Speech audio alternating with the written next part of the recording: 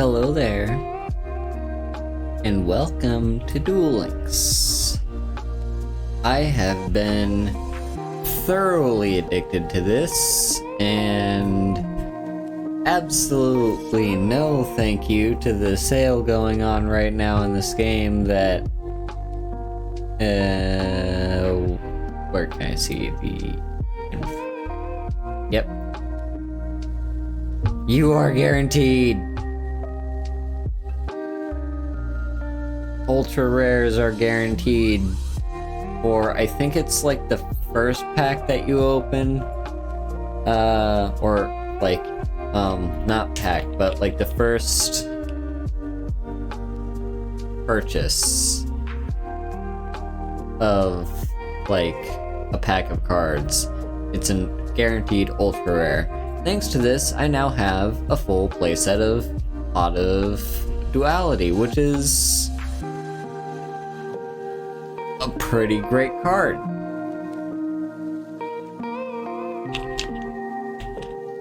Now, I have no idea what I'm gonna do today.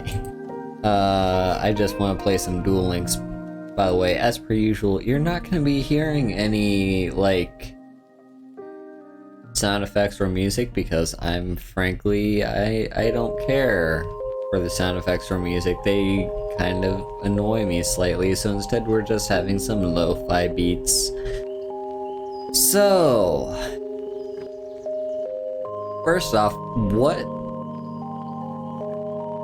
I've got some gems to spend. We're gonna spend it on this box. Now you may ask me, Haru, why are you opening Blazing Rose?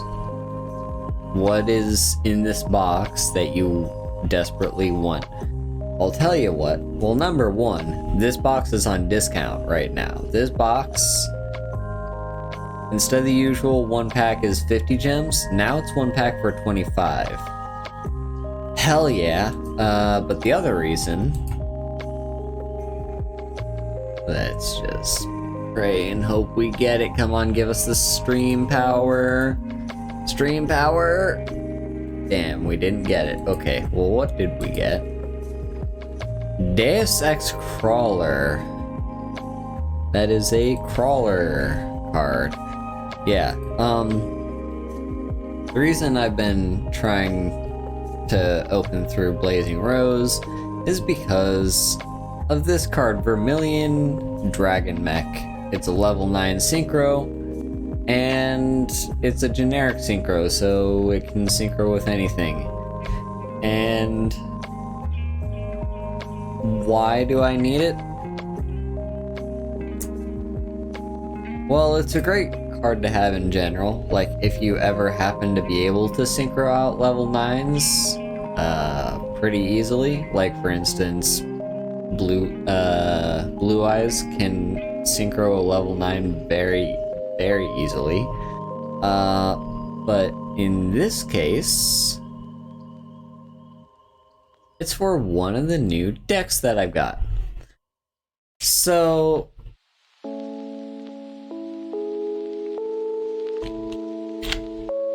disclaimer. This deck is absolutely terrible. It's awful. It's like the worst thing ever. Not actually. But hear me out. World Legacy. You heard me right. World Legacy. Not World Chalice. World Legacy. So also I did recently get a new... What don't we want? I mean, that's still kinda decent. Because I did recently get,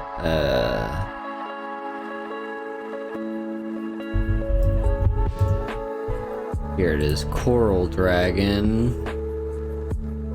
Discard a card, then target one card your opponent controls, destroy it. If this synchro summon card is sent from the field to the graveyard, you can draw a card. Yeah, so we'll replace one of our level 6 synchros. I'm just not sure which one yet. Discard any number of cards, then target the same number your opponent controls, return those to the hand. That seems okay. And then as for you, based on the type of material, so it's going to be an effect monster, so you can target one other face-up card on the field, negate that target's effects.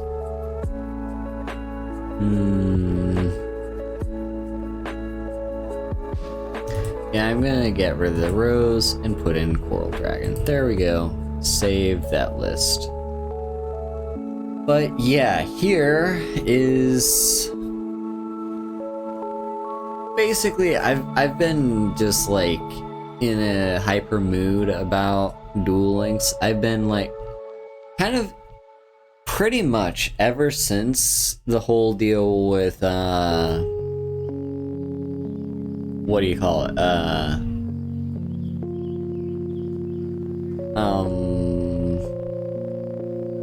Lunalights.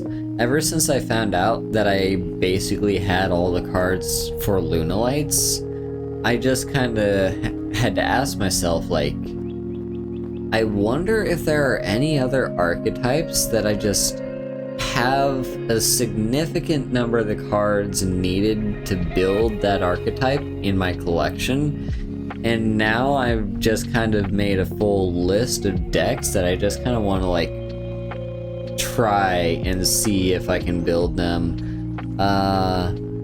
and depending on how expensive the deck is to build, like needs too many URs that you can't get with tickets or whatever, we'll see where that goes. But anyway, the first one that came to mind was World Legacy.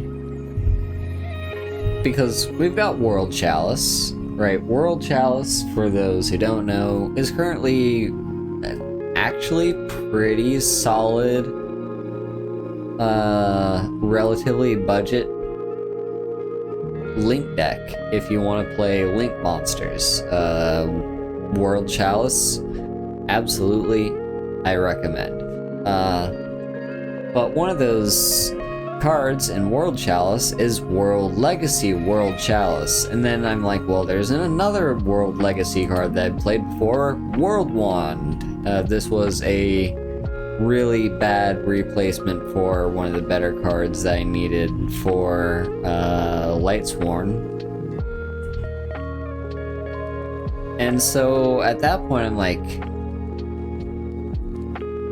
could someone theoretically build a World Legacy deck? Or rather, what is a World Legacy deck? What does it entail? Turns out, not much.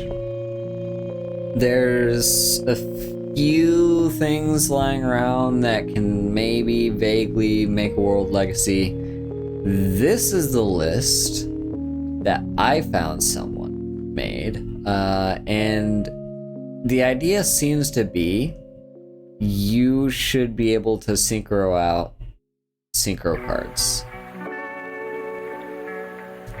So let's just kind of go through the list. Let's do it.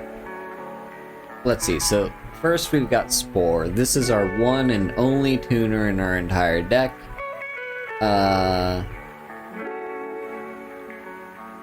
It'll often, like, we'll just play it as a normal summon and then synchro out whatever we need. But if it's in our graveyard, we can banish one other plant type monster from the graveyard, and increase this level by the level of the monster that was banished. So that could either be 2, so it could either become a level 2 because we banished another Spore, or, due to our skill, what grows in the graveyard, it could become a level 3 because of Dark Verger. So there's a few options there. Basically, we have a variety of different levels that we can get our synchro to be.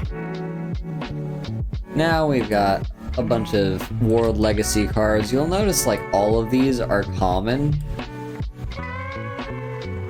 I really don't know what World Legacy is or what it's supposed to be, but they're all at common. They're all very easy to get, and believe it or not, I have pretty much all of them in my collection, so yay me. I didn't have to put in too much effort to build this deck.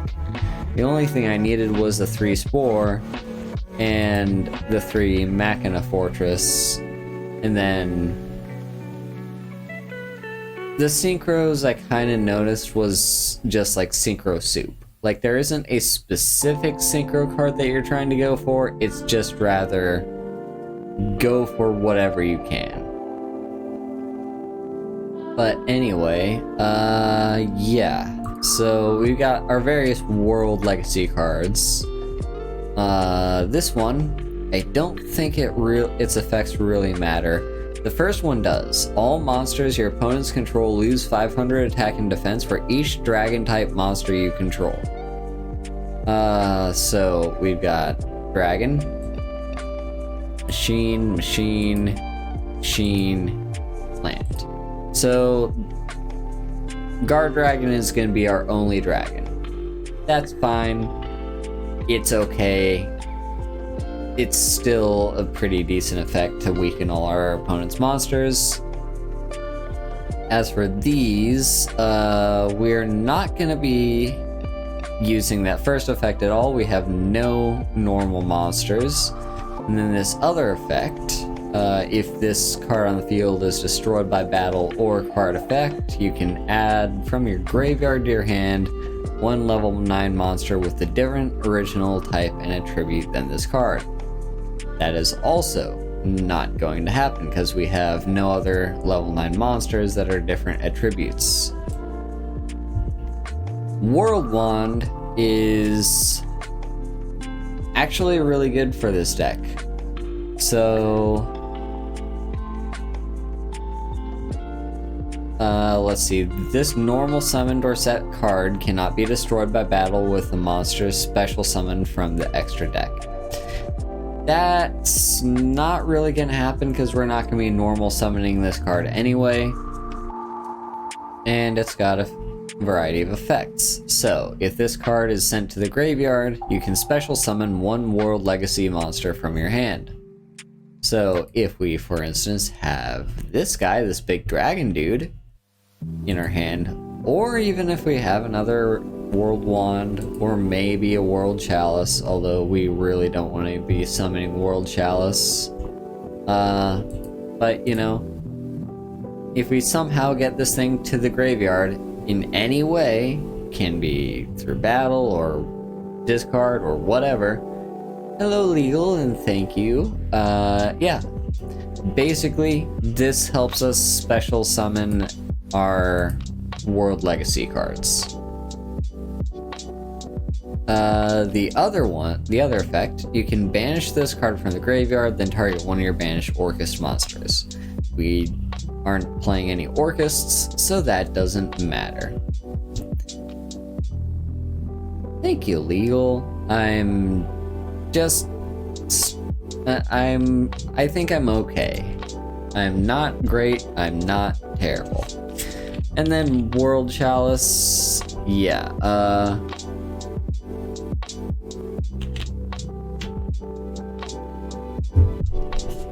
the World Chalice one is...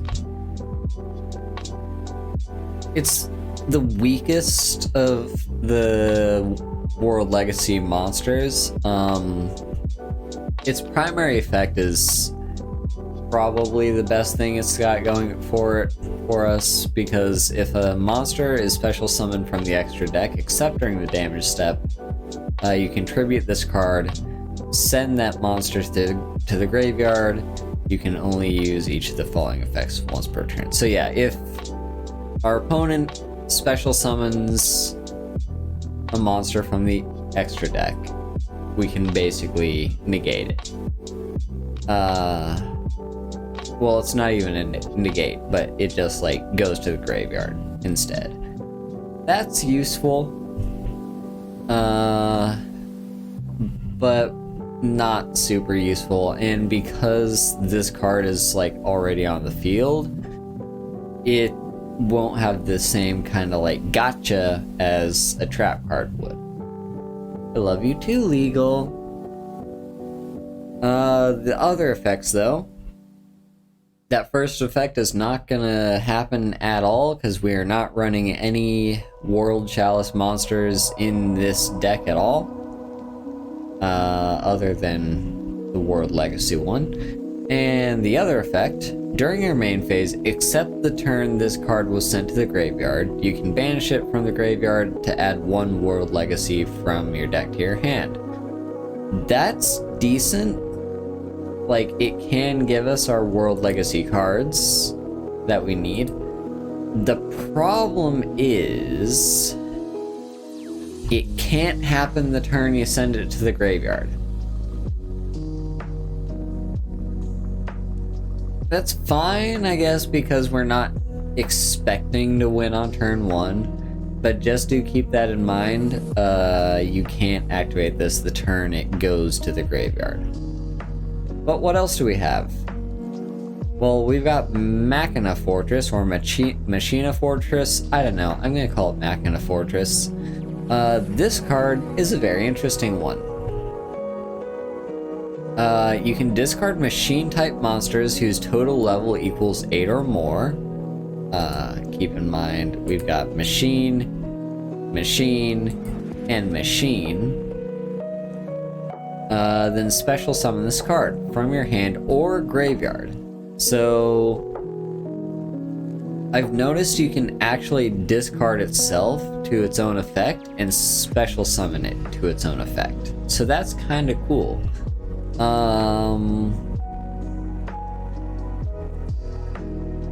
But it's also a way to get our World Legacy cards into the graveyard, which is also nice.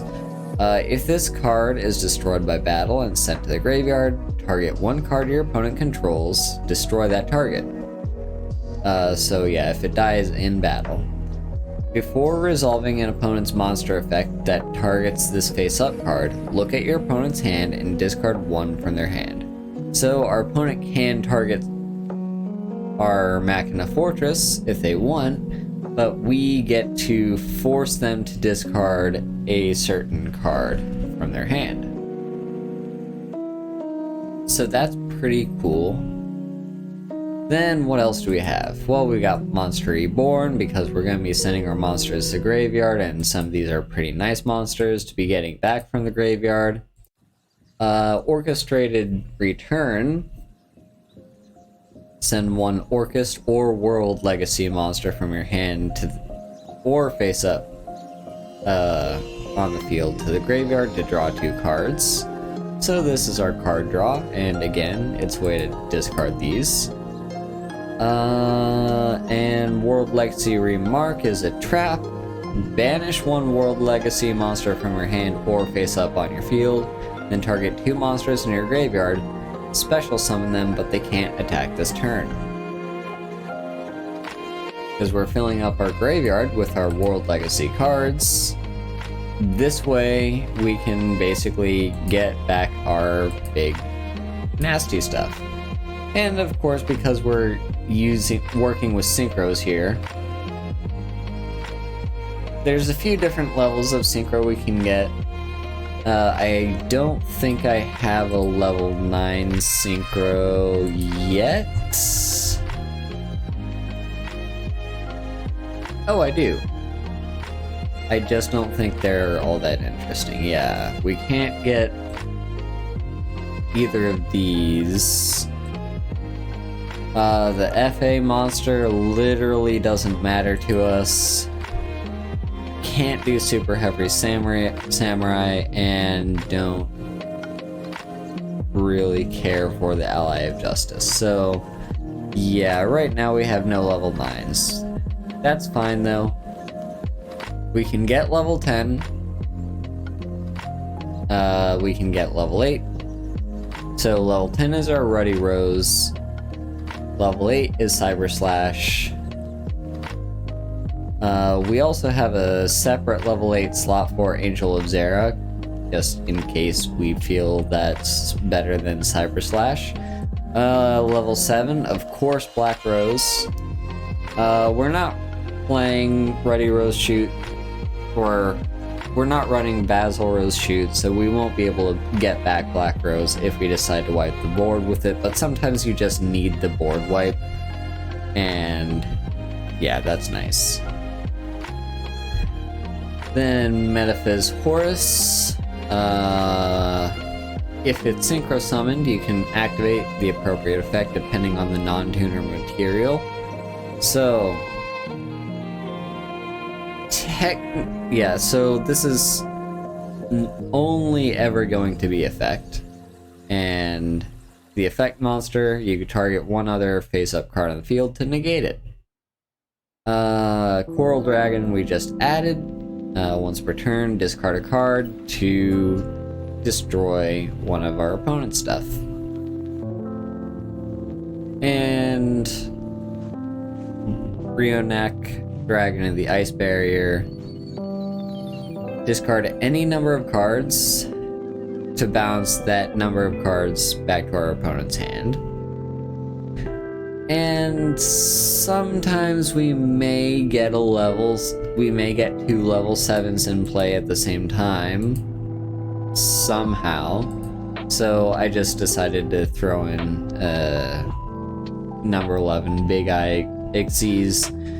I don't really use this card at all yet so far, but if I ever do end up being able to, it's nice to have.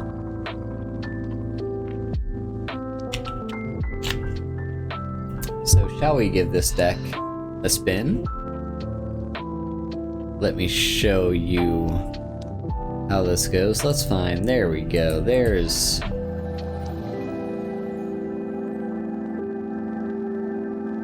our legendary duelist. So, yeah, World Legacy. It's an interesting one. And sometimes it bricks. But that's to be said for pretty much every single deck ever made, isn't it? Alright, so what do we get? There's Mac and a Fortress. Okay, so what I'm gonna do...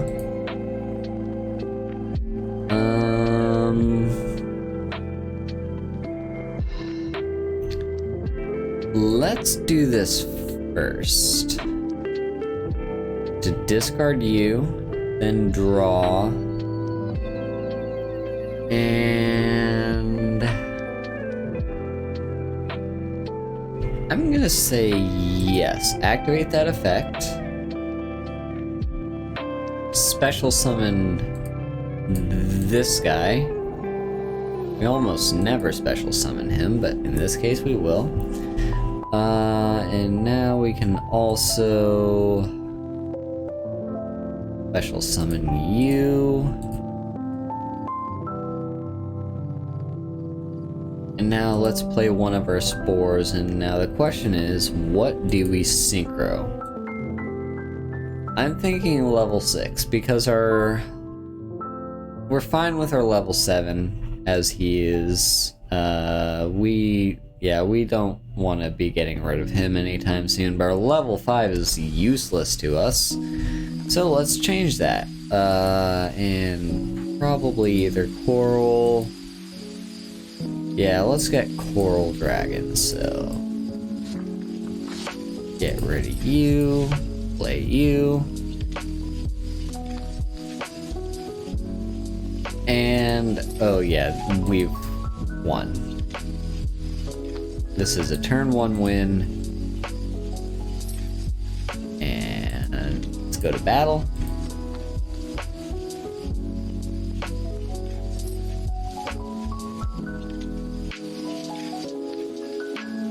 So that's World Legacy. That's how it's supposed to work. You know, you just play things, get things. Ooh, we got an ultra rare. If you control Blackwing, you can normal summon without tribute summoning. When this card is normal summoned, you can target one monster your opponent controls, change its battle position. Interesting. I don't know how heavily that card is used, but it's something.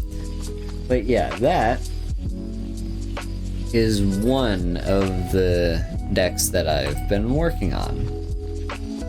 Let me show you. Now let's get into the crazy stuff, alright? I'm gonna show you some a little bit even crazier.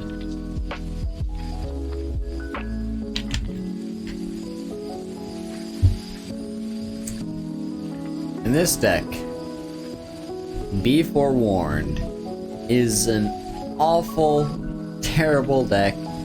It sometimes wins games. It's mostly just a meme. Let me show you. Flip control. So, yeah. Also, we're using Grandpa's cards as our skill because we can. I mean, it's a meme deck anyway, so might as well use a meme skill. If we have the perfect opener, we can win on turn 1. But no. Mostly, almost every single monster in this deck has a flip effect. The only ones that don't is Spirit of the Fall Wind, which we summon in order to get a flip monster. And we have a bunch of control. We got Pot of Duality to dig through our deck for things that we need. We've got MST to hit back row. We've got Book of Moon to stall mostly. Stall or disrupt our opponent if we need to. Forbidden Lance.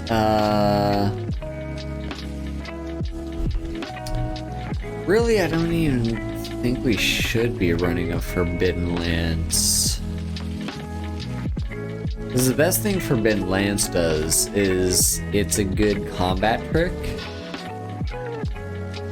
Like, so it protects us from spells and traps, but it can only target face-up monsters, and if our monsters are face-up, we're not in a good position. So I'm actually gonna make a change right now. Let's cut Forbidden Lance and throw in maybe another Book of Moon? Nah, let's throw in another... No, I don't have a second MST, do I?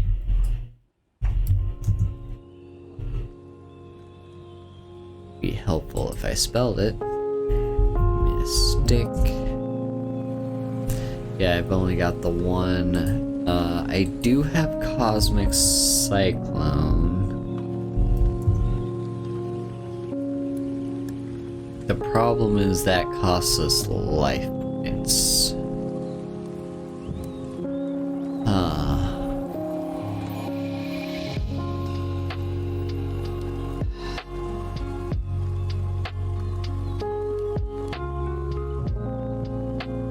I'll do it. Because sometimes there's a spell that you just absolutely need to get rid of, and this helps us do that.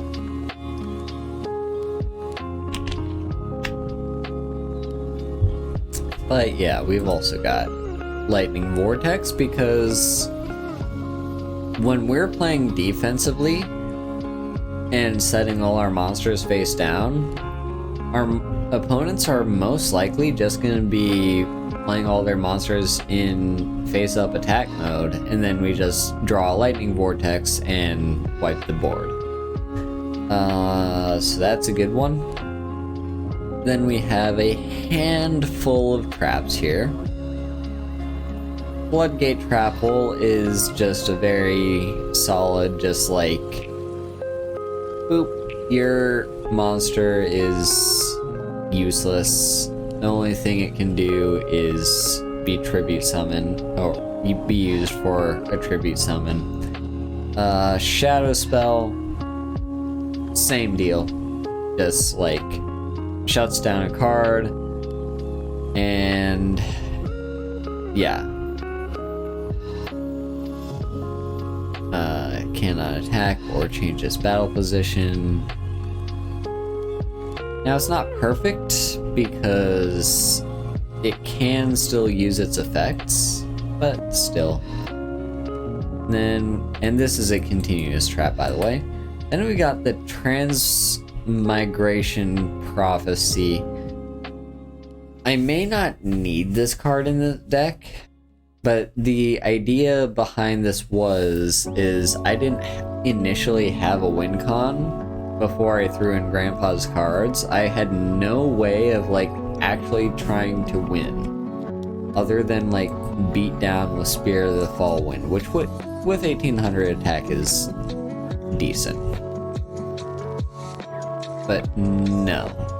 Yeah, Transmigration Prophecy was a way to just kind of refill our deck, get back some of the stuff that we need, and to keep us from milling ourselves out. And we can get it back with Mask of Darkness, so we get ourselves a loop. And then Treacherous Trap Hole, just the one copy, first of all, because that's the only copy that I own. Now, Ian did argue to me that I should not be running Treacherous Trap Hole in this deck because I'm running too many traps. But here's the thing. I only have 4 traps in a 25 card deck. One of those traps is a continuous spell, or a continuous trap, and the others I can get back with Mask of Darkness. And there's a 1 in 3 chance that the first non-continuous trap that I draw is gonna be Treacherous. So my argument is I'm still gonna run it. Anyway, let me show you off some of the flip cards I've got. So, Rigorous Reaver is actually a brand new addition. I just got it as I was pulling random cards from the different boxes to try and get the free ultra rares, and I think this was the free ultra rare I got from its relevant box. Flip. Each player discards a card, and if this card is destroyed by battle, the monster that destroyed it loses 500 attack and defense. Penguin Soldier. This is like the main idea behind this deck in general. Flip. You can target up to 2 monsters on the field and return them to the hand. This is a huge setback for our opponent. Basically, like, they spent however many resources they used in order to summon 2 cards. We're basically, like, forcing them to redo their entire turn that they just did. So it's a pretty solid, yeah, I like it. Then Mask of Darkness. I'm wondering if I should cut this down to only 1 copy, because I don't know, 2 seems a little bit excessive.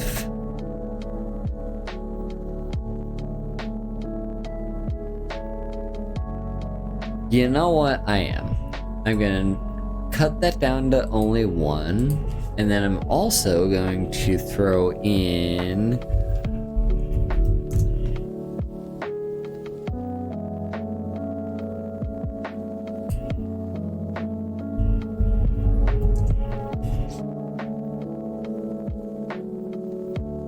So I also got Needle Sealing. When there are 4 or more monsters on the field, destroy all face-up monsters.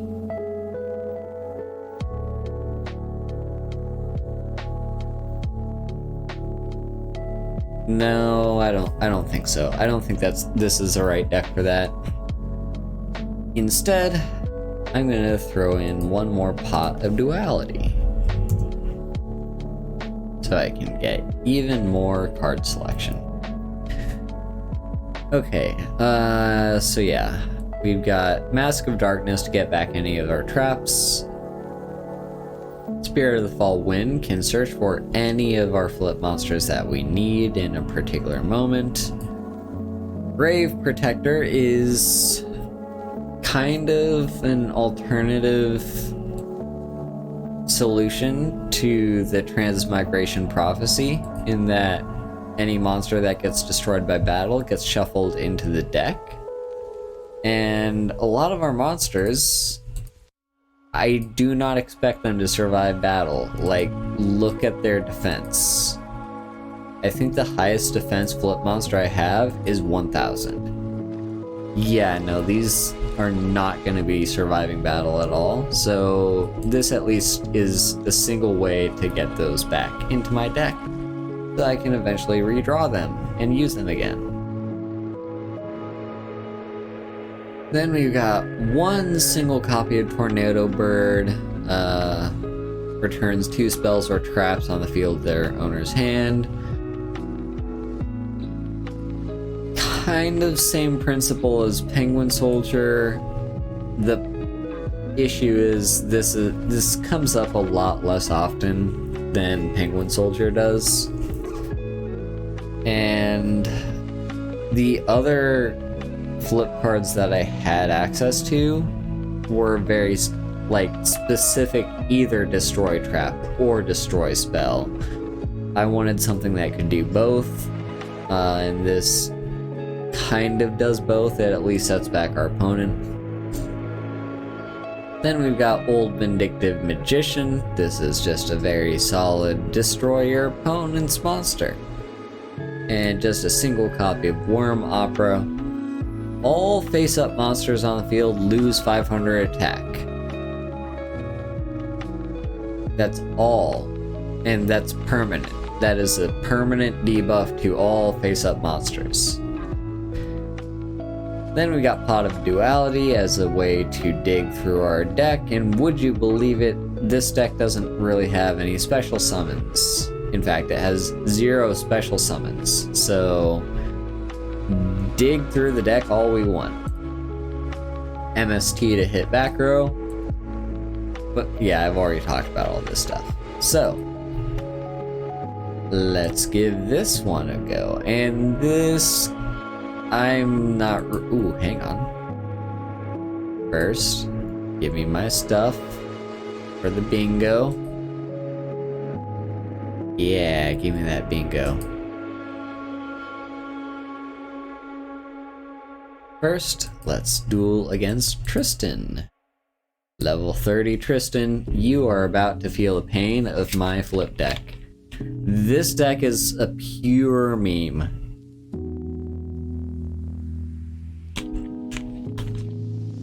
There's not been a memeier deck in existence.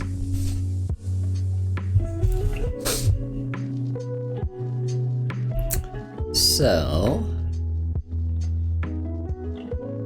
first things first, let's just set Grave Protector and Book of Moon and pass. I should also mention, this is a control deck. It is a very, very slow deck. And if your opponent is playing any sort of value whatsoever, you're gonna lose. Alright, they've summoned a thing and they've played a thing. Uh-oh. Ooh, hello. That's kinda neat. How would you like to, do I... Yeah, I think I do. We're gonna Book of Moon that.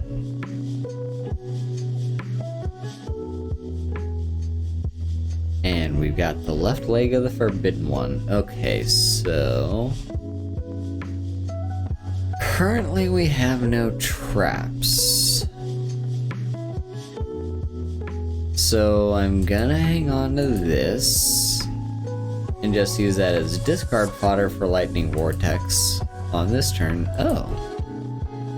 I was kind of hoping that they would summon a card, but I guess that's not in their agenda. So let's Pot of Duality, do a bit of digging.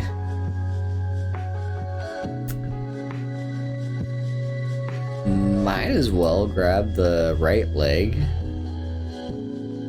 And now let's Lightning Vortex.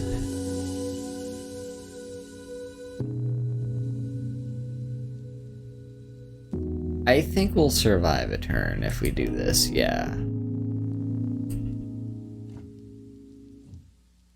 My worry was having 0 defense, but oh yeah, no. Tristan has nothing to play, and then we draw Penguin Soldier, which is just gonna set back Tristan if he ever plays anything ever. Ooh, hello, Spirit of the Fall Wind.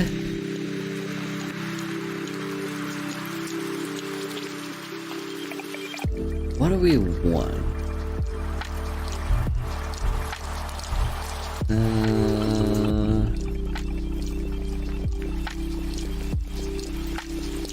I'm gonna get Tornado Bird. And now it's time to do beatdowns because sometimes our opponent is too slow for us, so we have to close out the game first. Ooh, you summoned a thing. Block attack, oh no! I don't care.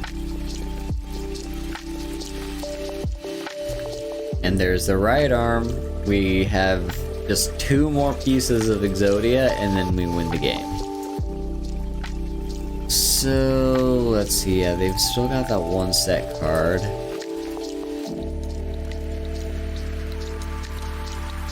Let's set Tornado Bird. I wonder if they'll set anything else. Nope, they won't. Alright, Penguin Soldier, go ahead and bounce that back to the hand. And no, we don't want to return our own thing. Shadow Spell. Like to see that.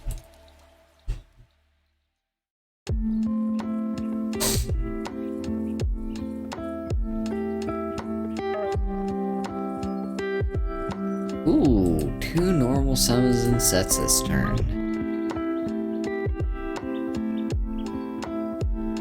Yep, there we go.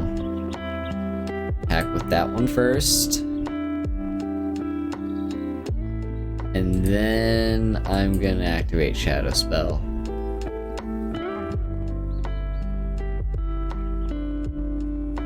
So now that card is useless. MST. Don't mind if I do. Now that we are... I guess we might as well go attack position.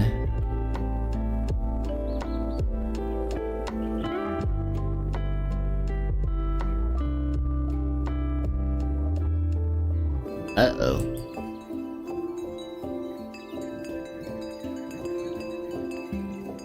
Oh, I thought they...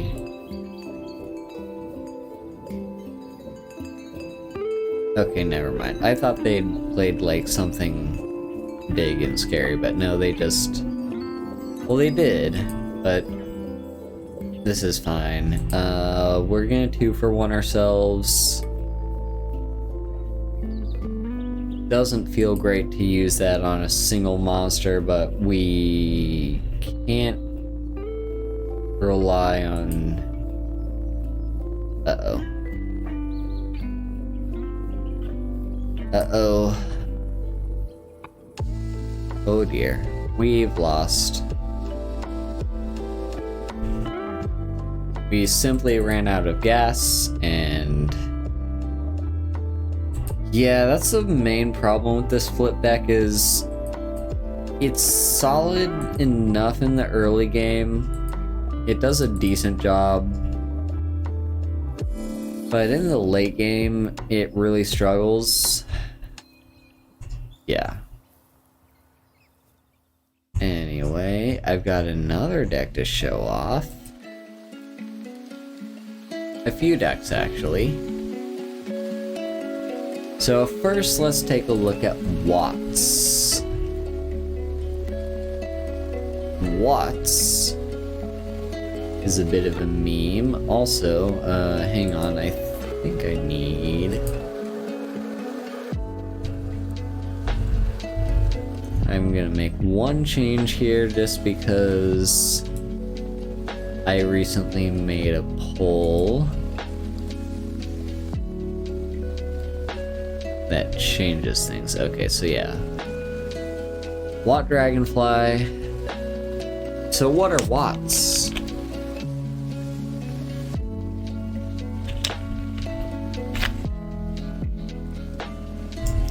Watts are light thunder type monsters, and basically their whole deal, or at least what attracted me to them, is the fact that they can attack your opponent directly, and they do a thing when they do so. So, like, for example, Watt Giraffe can attack your opponent directly, and when it inflicts battle damage with a direct attack, your opponent cannot activate spells, traps, spell trap effects, or monster card effects until the end of turn. And Watt Cobra just does the same thing, but its battle damage is you add a Watt monster to your hand. Then we've also got Watt Dragonfly. This one is kind of essential. If it's destroyed, you can special summon one Watt monster from your deck. Now, unlike a lot of Yu-Gi-Oh cards that have this type of effect, here's something to keep in mind. This card can search for itself. Very few cards with this type of effect can do that, and this is one of the few that can.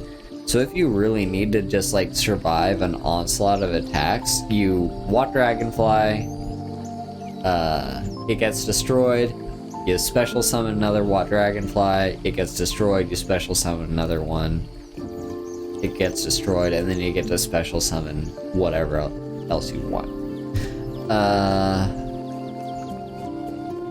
I'm running a single copy of Kiteroid just because this deck does tend to need to survive.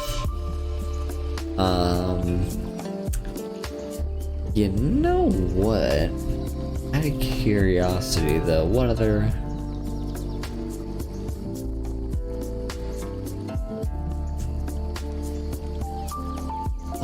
stuff do we have to work with?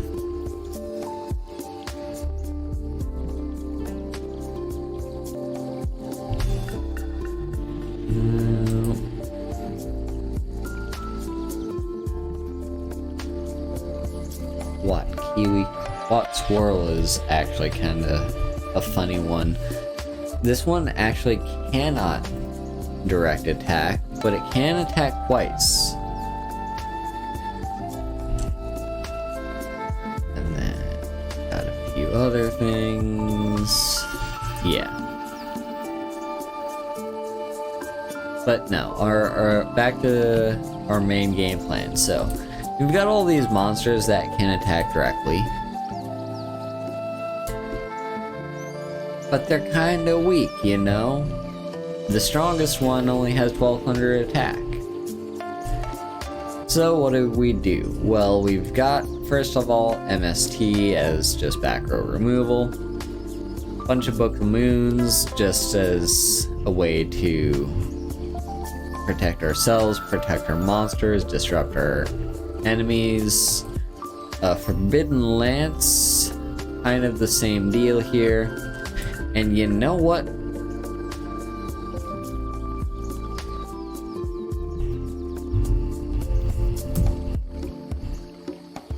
I actually pulled a third Book of Moon today, so there we go. 3 Book of Moons. I don't think we need the Forbidden Lance as much. It's helpful, but not perfect. Floodgate Trap Hole, Shadow Spell, Treacherous Trap Hole are our general back row stuff. Now here's the kicker. Photon Booster. Target one level 4 lower light monster on the field. Hey, would you look at that? That is basically all of our monsters. The attack of all monsters currently on the field with its name become 2,000 until the end of turn. So if you have several Wat Cobras, you can just have Wat Cobra. Every single one of them has their attack become 2,000, and that's lethal. So yeah, I have Restart as my skill, just because, like, Yu-Gi-Oh! Doesn't have mulligans, and sometimes you do need to mulligan. So let me show off how Watts goes.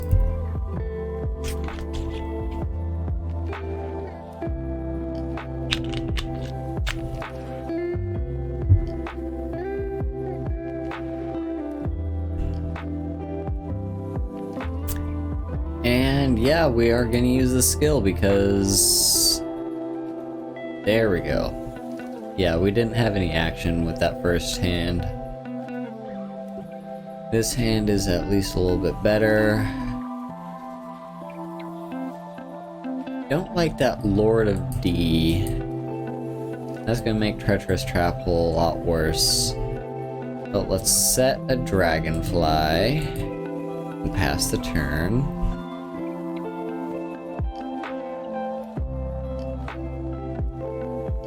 Is that a dragon? Nope, that's a pyro. Awesome. Let's activate. And pop both of those. And there's a Wat Cobra. You know what? I'm gonna go ahead and make an attack.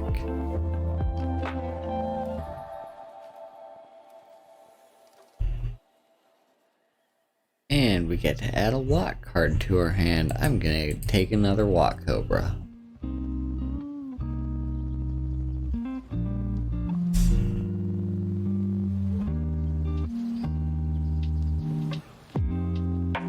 Oh, you fool. You utter fool. Here we go.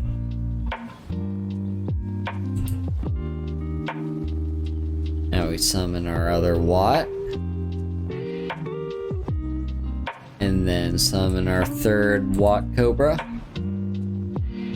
And watch this. Photon Booster. Now all our Wat Cobras have 2,000 attack and can attack directly. So let's do that. And make our opponent cry. Yeah, this deck is 100% a meme. It is very fragile to basically everything, like any sort of removal or disruption. The monsters themselves are very weak. Wat Dragonfly does kind of help, but it's... yeah. Don't expect to win any, like, actual PvP with this deck. Now I've also got a Monarch deck that I've been working on. And this one is kind of like all over the place. I'm still not entirely sure how I want the Monarch deck to go in the end. You know what? We're gonna go against the Vagabond. And when you do Vagabond, always use the EXP booster. I'm gonna show off the Monarch list later, but it's very much not set in stone right now. I've got plenty of potential ways to work with this. No, I'm gonna keep that hand.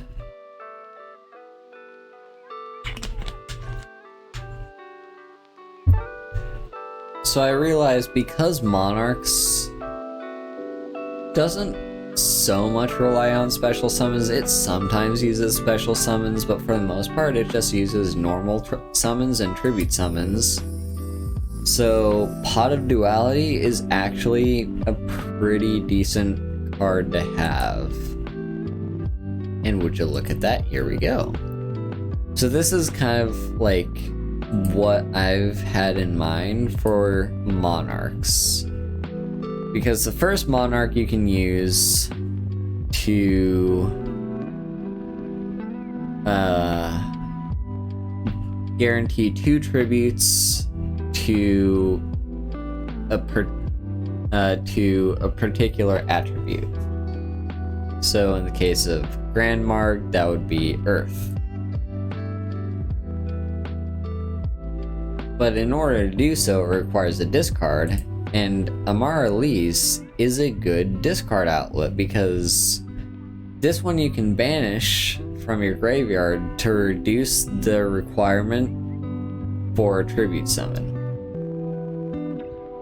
Now, I could be entirely wrong for running Amaryllis because the problem is monarchs only really work if you actually tribute something. If you don't tribute, you're just cheating out the monster. It's not an actual tribute, and yeah, so I'm not so convinced about Amaryllis. I might have to change that up a little bit. But I do still think it's funny. Ooh, I do not like what our opponent has going on. Nope. Fuck. Well, we've lost.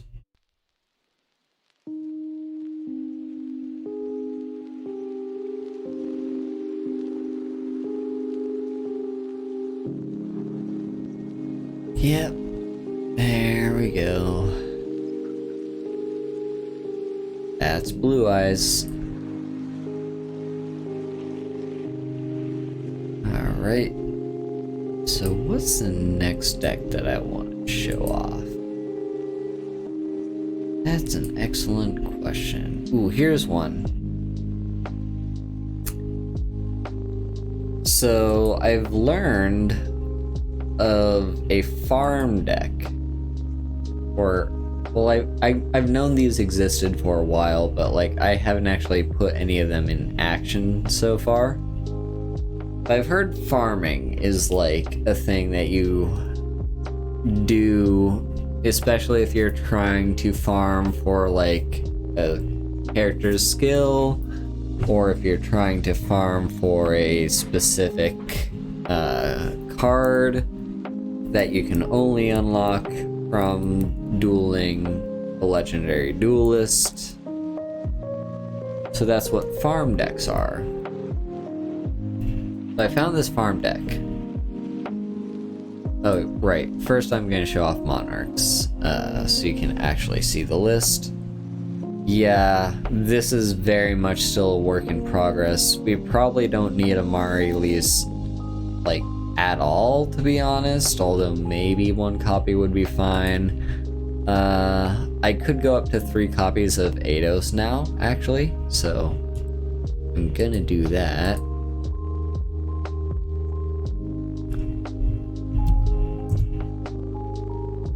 Yeah, so there's our 3rd copy of Eidos. Now, what else?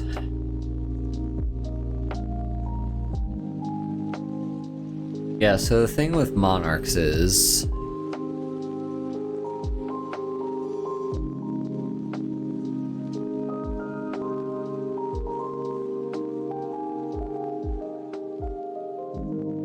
excuse me. I was trying to sneeze and the sneeze did not come. Well, fuck.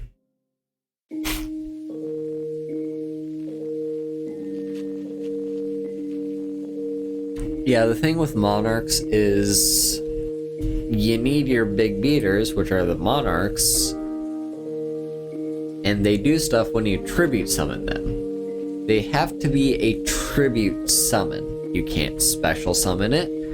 You can't just normal summon it without the tribute. You have to tribute something for it to have its effect. And I'm kind of working out the balance of, like, which monarchs should I be running. I've heard Ryza is really good because, you know, this one's a cheaper monarch to be able to get out because he's only level 6, only requires 1 tribute summon. And putting a card on top of your opponent's deck does so much. Like, it resets their turn. It basically means that they don't get to draw the card that they're trying to dig for. They have to redraw the card that they just played. And also the card not being on the field means you don't have to worry about it.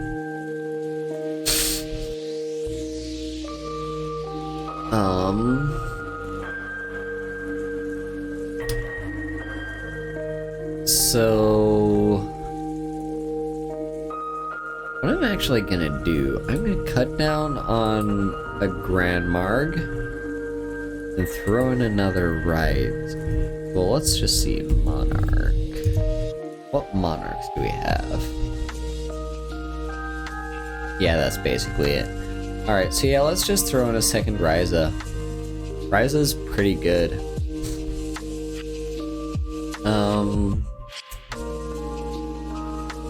So yeah, we've got Eidos, the Underworld Squire. This is just a, if you normal summon this dude, then you get an extra tribute summon for the turn that is not counted as a special summon. It is specifically a tribute summon. So yeah, basically you play him and then you play one of your tribute summonable cards.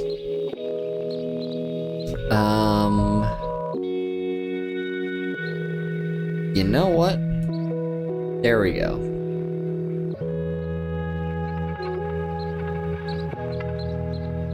This makes that better.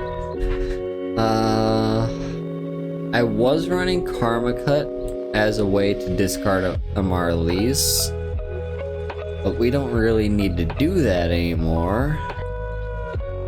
I still think I'm gonna run March of the Monarchs just as, like, a generalized protection spell to keep our monarchs safe.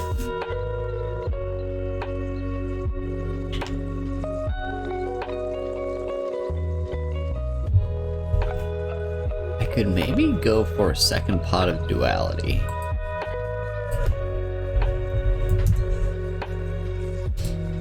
Second pot of Duality. Our main way of summoning our monarchs is going to be the first monarch or Eidos, in the hopes that the monarch that we have in our hand happens to be Ryza. But yeah, here's kind of what we're working with. We've got Grand Mark, the Mega Monarch.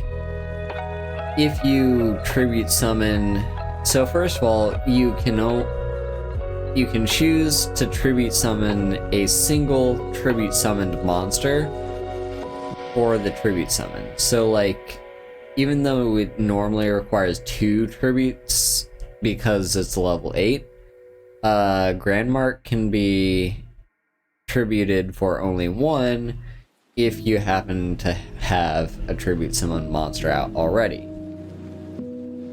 This guy just deals with set cards on the field, which is very useful. Like, I find my, like, set cards happen a lot if your opponent is playing defensively and, like, they want to set a monster. You can summon Grand Mark and destroy the monster. They set back row, you can destroy back row, just so much stuff you can do with Grand Mark. And just as an added bonus, this doesn't happen as much anymore these days. Oh, hello, Chico family. Thank you for the raid. Hello.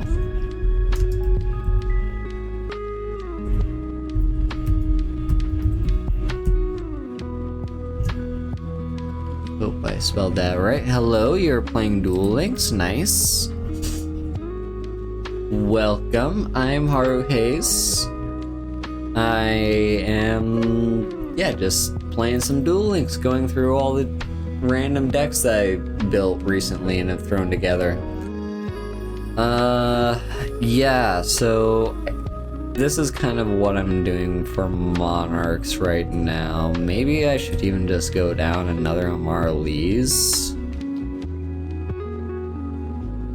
Yeah, Amaryllis just isn't at, like, it's not what I thought it was. 'Cause it's not good for Monarchs.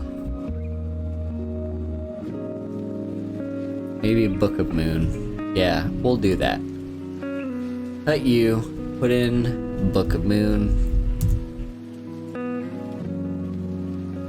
There we go. So here's our current Monarch list. We've got Grand Marg, who can pop any set monsters, or spells, or traps, anything that's set on the field, really. And if you happen to have a Earth monster that you tribute summon for this guy, then good for you, you get to draw a card as well. That's not always going to happen, though. Like, we've got Landrobe. I could actually put in a second copy of Landrobe if I wanted to, but I don't really want to, because the thing is, this guy's special summons, and Pot of Duality doesn't want you special summoning. We had the one copy of Erebus. This used to be 2 copies. I put it back down to only 1. I think he's really good. He deals with any specific card that's problematic. It gets rid of anything in, like, your opponent's graveyard. It gets rid of anything on the field that you might be afraid of. And it gets rid of, like, say you're fine with what they have on the field and graveyard, it can just make them go down 1 card in their hand. And all that is very useful. The downside is you have to have 2 Monarch spell or trap cards to put to your graveyard, which is fairly easy enough because the first Monarch, like, really you only need the first one. The other 2 don't matter as much, because once you've got your first Monarch, then you can get a Monarch into play, and then after that you can kind of just chain Monarchs, like go Monarch into Monarch into Monarch. That's not ideal if you want to have multiple Monarchs on field, which is usually a good way to deal with if your opponent just keeps setting a monster every single turn, but it's still something. Eidos gives us the extra tribute summon, and then we've also got Mobius, the Mega Monarch. This guy, unlike what Grandmark does, which is just 2 set cards, Mobius can destroy up to 3 spell and traps. So, like, if your opponent has a full back row, once you summon Mobius, they won't have any back row. Pot of Duality for digging, Book of Moon for Book of Mooning, March of the Monarchs just as protection, but it's also a thing that we can send to the graveyard to use Erebus's effect. The Prime Monarch is an interesting one. I rarely use it as a continuous spell, but the continuous spell effect does say once per turn, you can target 2 monarch spell or trap cards in your graveyard, put them back into your deck, and then draw a card. But more importantly, if it's in your graveyard, like if, say, Erebus were to have sent it to your graveyard for its effect, then you can banish another monarch spell or trap to put this thing into play. And that's just another way of getting more monarchs. So yeah, just like monarch. I think this is a solid monarch deck. Anyway though, onto the farming deck. The farm deck I saw because I want to farm Playmaker so that I can get the cards that he has that are exclusive to him, so I can actually get Salads to be good. So I need to farm him a bit, and I found out you can farm with the Paradox Brothers. Why the Paradox Brothers? Well, so here's the farm deck. The skill it uses is Elements Unite, which is basically you start the duel with 500 life points, and you only get one card in your hand, which is Gate Guardian. In addition, you start the duel with these 3 guys in play, and their effects are negated and they cannot attack. So the idea is you have 500 life points, you then get to special summon Gate Guardian by tributing these guys. You want to special summon him in defense mode. Sure, you can special summon him in attack mode and like try to go for the kill as much as you want, but especially if you're playing against Salads, you want him in defense mode because the Link 3 Helio can reduce your attack. It cannot reduce your defense, and 3400 defense is hard to get through. So this is our skill, Elements Unite, and here's our deck. We've got Thunder Dark Roar, which is really just there for deck thinning. You discard it, and then you get to get another one of it into your hand.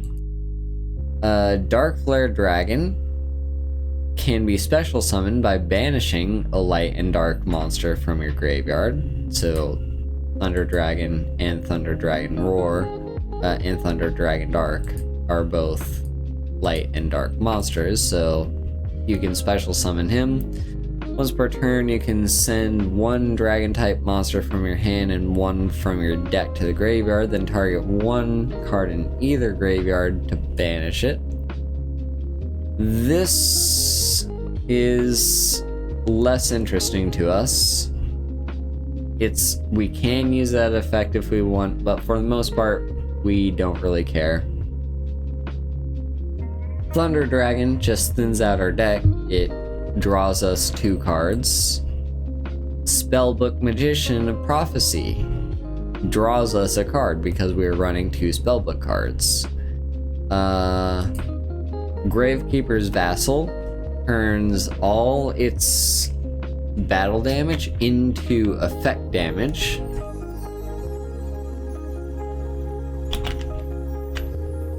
Which apparently that will increase the damage that apparently that increases the score of your duel, which is apparently important. The version I saw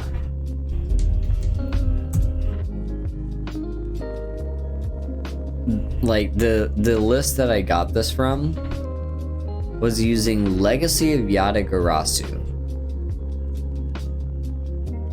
So either draw a card, or if your opponent controls a spirit monster, draw 2 cards. How often is that ever gonna happen? My guess, basically never. So I say fuck that. Legacy of Yatagarasu can go fuck itself. Instead, we're gonna use Pot of Duality because it digs, it draws, and I have 3 copies of it. Spellbook of Knowledge is a card I did spend money on this one, but it's fine, you know. It's just a way to draw even more cards. And then Spellbook of Secrets can get our Spellbook of Knowledge. Yeah, just thinning the deck is the main goal. Speaking of thinning the deck, we've got Good Goblin Housekeeping, which draws cards equal to the number of Good Goblin Housekeepings in the graveyard, plus 1, and then select 1 card from your hand and return it to the bottom of your deck. So if you, say, happen to have 2 Thunder Dragons in your hand, you can put 1 on the bottom, and there you go. Then we also have Secret Pass to the Treasures. This is going to make it so that our Gravekeeper's Vassal can attack our opponent directly. However, during the turn this card is activated, the selected monster can... Union Attack. Target 1 face-up monster you control, add up the total attack of all other face-up attack position monsters you currently control, then during the battle phase of this turn only, the monster gains that much attack but cannot inflict battle damage to your opponent. Also, all other face-up attack position monsters cannot attack. I'm going to show you what this deck is supposed to do. And we're gonna do so by grinding against what's his face? Not Playmaker, Soulburner. We're gonna use our farm deck against Soulburner and see how this goes.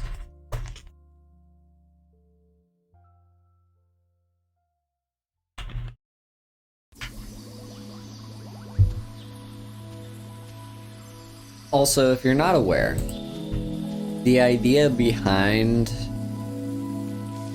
the farm deck is you need to maximize the number of points that you're making in your battle. In the duel, I mean. So, if you... So here we special summon you in defense mode. Yeah, the idea is you want to maximize the number of points you receive at the end of the duel, because if you, like, every 1,000 points you get a reward, and that reward could potentially be one of the exclusive cards that that legendary duelist has access to. The ways that you increase your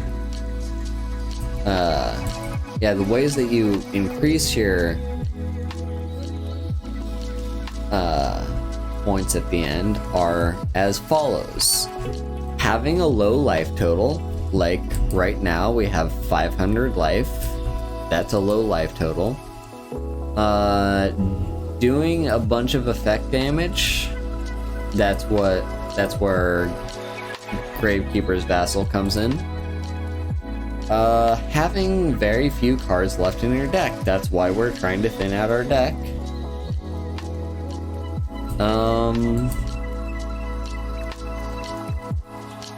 Yeah, we'll use Thunder Dragon.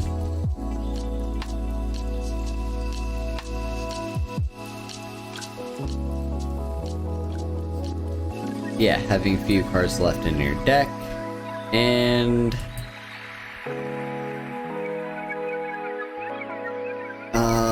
what else? Doing a bunch of damage with a single attack, although I don't know if that counts with Gravekeeper's Vassal because of the fact that it's effect damage. But yeah, just like there's a whole bunch of different factors, and this tries to maximize all those factors all at once.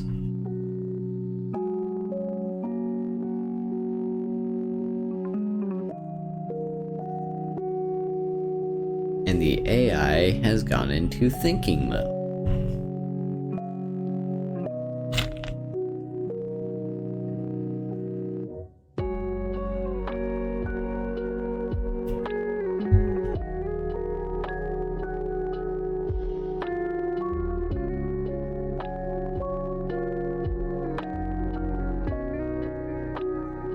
Yeah, the AI can be slow sometimes.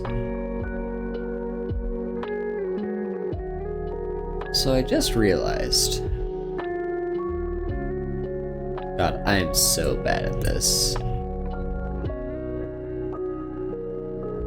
It's been like that the entire time, hasn't it? Yep, I always forget to check something, and that's the thing that I forgot to check this time. So stream scuff as usual. Yeah, there you go. You can now finally see the entire screen of what I'm looking at. You can see my hand and everything. So we want Gravekeeper's Vassal. Doesn't really matter because we're going to be drawing the other two cards eventually anyway. Just end the turn.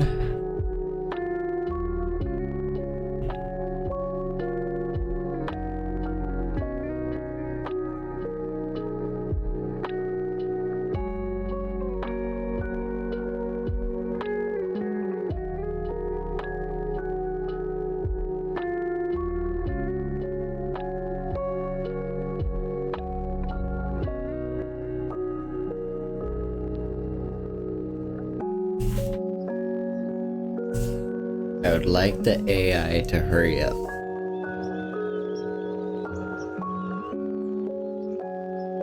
And there's another pot of duality.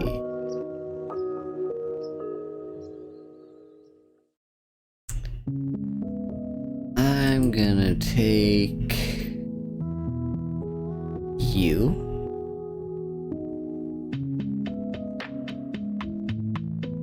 And just end the turn.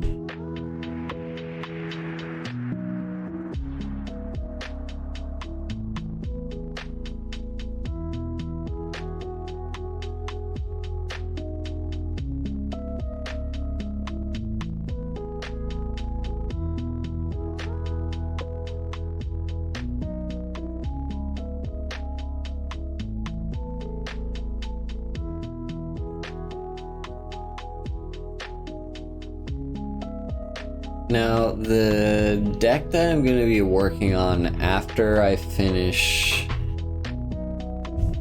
digging for Vermilion is I'm going to be working on Sylvans. Because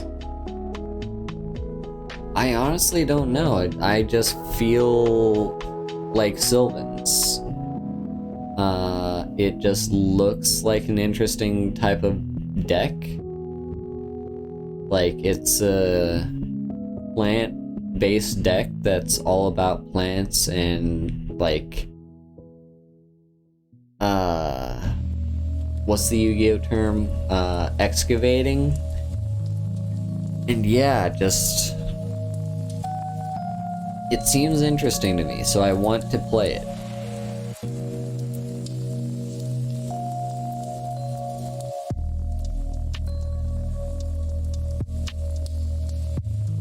God, the AI is being so fucking slow.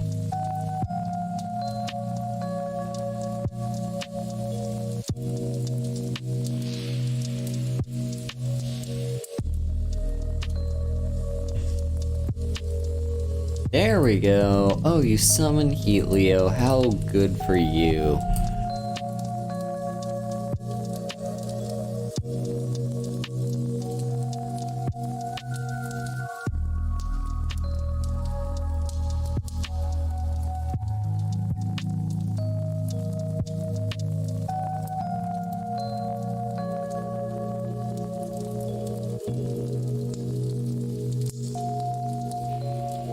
And let's activate.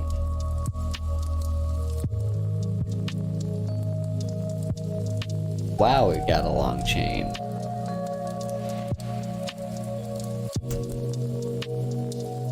We're gonna return one of our Thunder Dragons, because we'll be able to get it back with our other Thunder Dragon.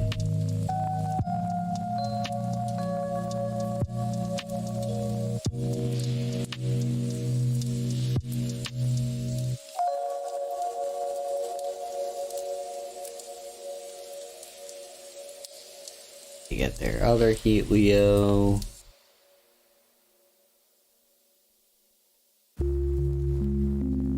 Still can't get through my 34 defense. And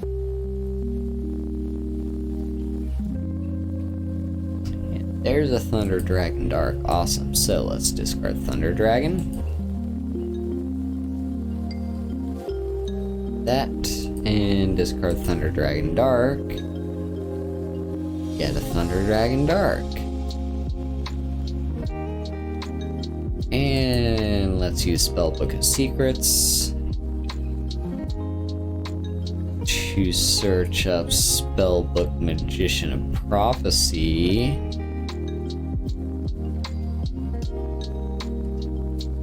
Wait, this works, right? We summon you, grab you, and activate. Put you in the graveyard. There we go.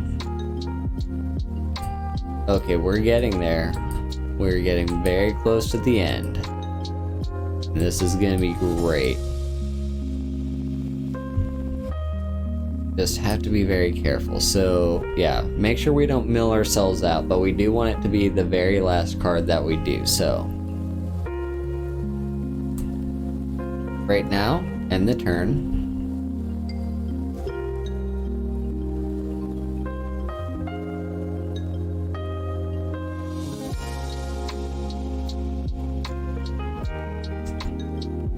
Okay, now that's over. Hang on. What? If this is banished or sent from field to,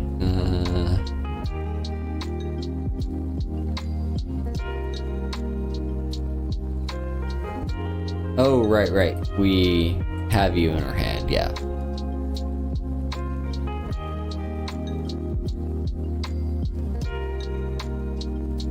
And now, assuming, just double checking we won't draw ourselves out. So yeah, we draw 2. And then put any card back, it doesn't matter which one. Let's put you back. Draw our last card. Now here's where we go. Alright. Move you to attack position. Special summon you. Banishing light and dark. Special summon it. Attack mode. And now play Gravekeeper's Vassal.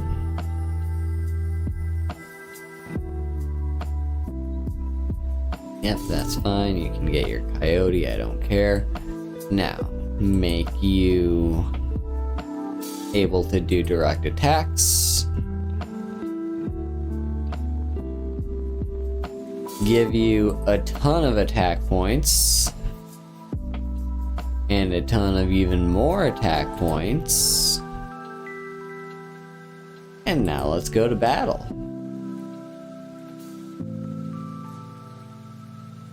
1300 attack.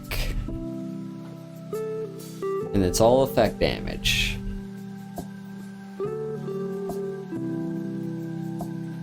And that's how you use the grind deck. Or, not the grind deck, the farm deck. And easy peasy 8,000 points. Now we didn't get anything good. We just got Command Knight.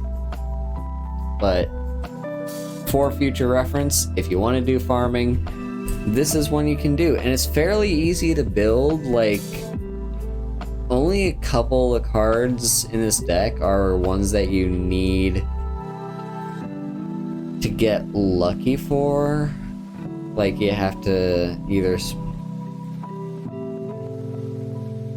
I'm pretty sure every card in the deck can either be acquired through tickets, the card trader, or gems. So if you're looking to grind, this is a good grind deck.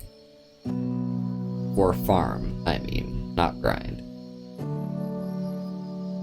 Anyway though, let me show you the next deck that I want to show off, and this is probably going to be the last deck of the night because I need to be getting to bed soon, because early morning tomorrow on Raylene's stream.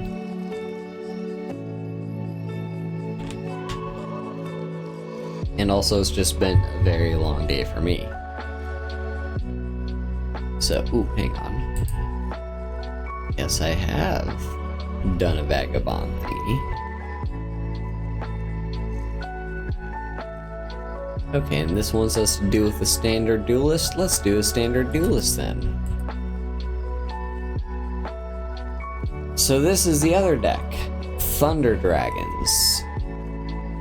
And I guess I'm going to be showing you what Thunder Dragons is after fact instead of before. Yeah, so Thunder Dragons is an interesting one.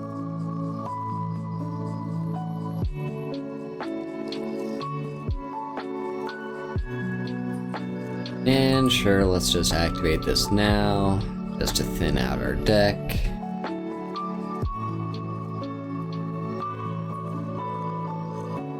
Book of Moon isn't a terrible draw. And we'll activate Thunder Dragon. And we'll take 2 Thunder Dragons, thank you very much. And we will set Thunder Dragon Matrix.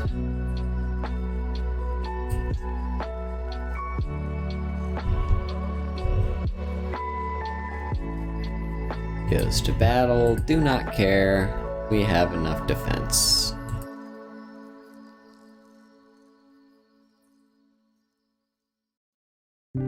And there's Link Slayer. Alright, now this is a new addition to the deck, but yeah, it's basically, yes, I will activate.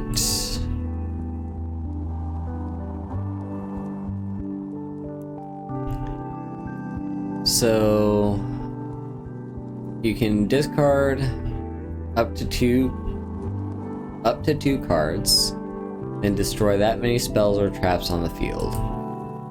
Currently, our opponent has none, so we don't need to discard anything. So let's just go to battle.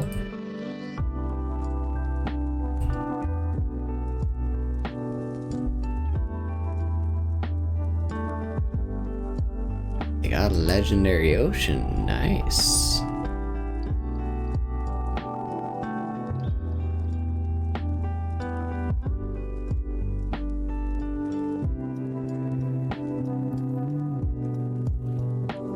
They are indeed battling.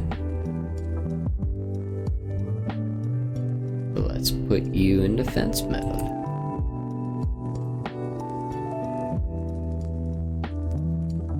And now our opponent does have one of these things, so what we're gonna do, discard you to destroy you. There we go. Now, what else do we have? Dragon Roar,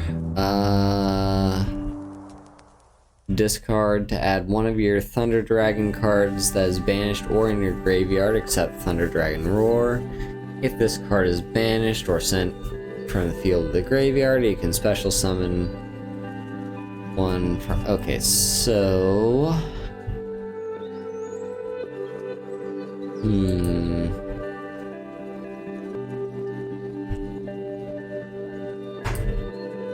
We're in a little predicament where we... No, I don't want to surrender. We're in a little predicament where I haven't drawn any of the actual finishers to this deck.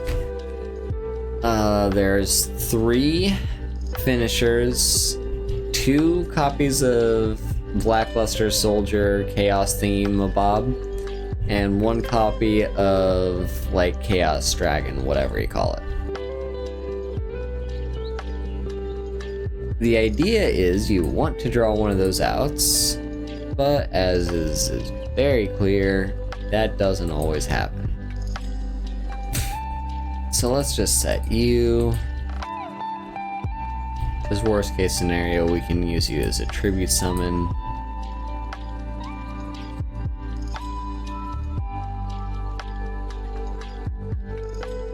Speaking of tribute summons, ooh. Don't like that. Me no likey.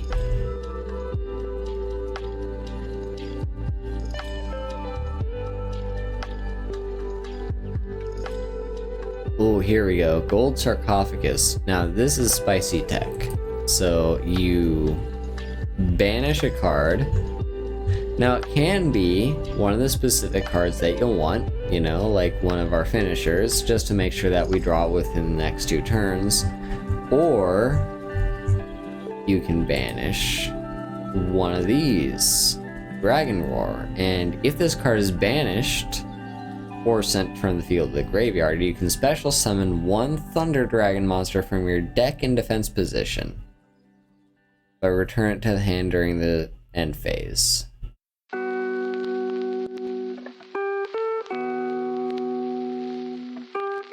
Now, we only have the 1 target, but we're gonna do it.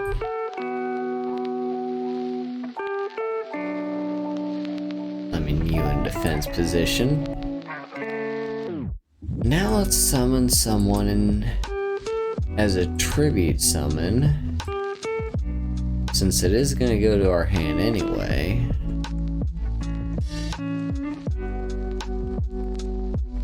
Let's see.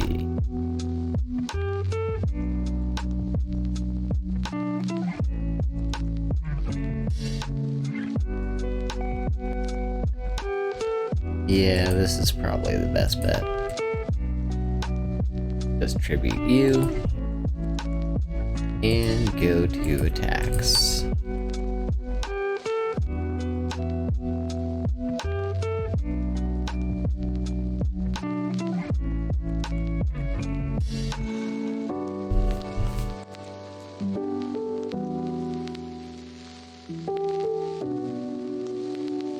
There's a sarcophagus countdown. We'll just keep on attacking. Oh no, needlefish.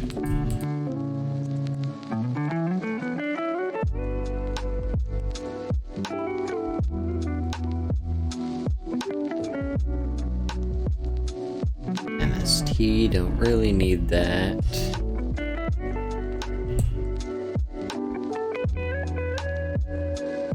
Here's what we are gonna do, actually. Yeah, we're gonna do this. Discard to add you to my hand. Aha!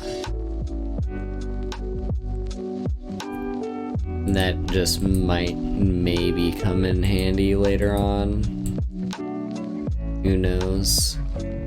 Ooh, Revival Jam. This is fine.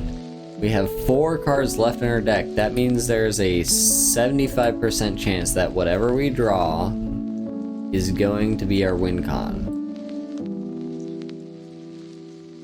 And let's just discard Thunder Matrix.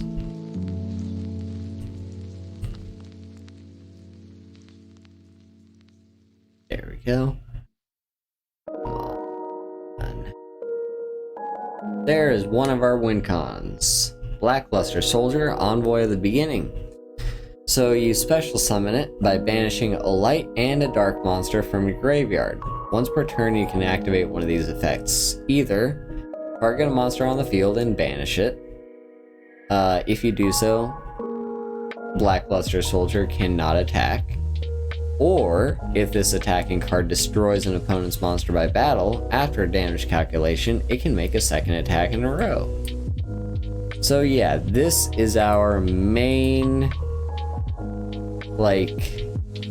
the main card that we're trying to get is Blackluster Soldier. And now, let's just finish the game.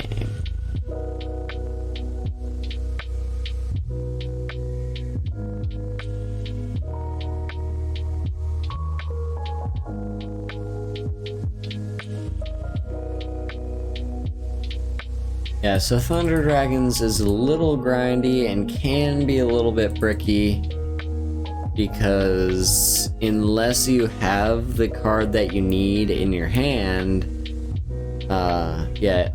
your finishers, the thing is you don't want them in your starting hand necessarily because you still need to fill the graveyard before you do anything. But yeah, that's Thunder Dragons anyway. And let's go and check out our bingo sheet because we got bingo.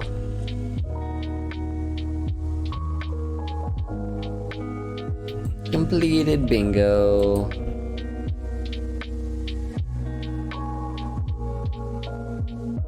And now, let us just get one more draw. Come on, give me a lucky draw here. We're hoping for Vermilion. It's a 1 in 142 chance. Give me Vermilion. It says not Vermilion. Not Metaphys. I need to add Metaphys to the list of decks that I want to try and build because I've got a lot of Metaphys.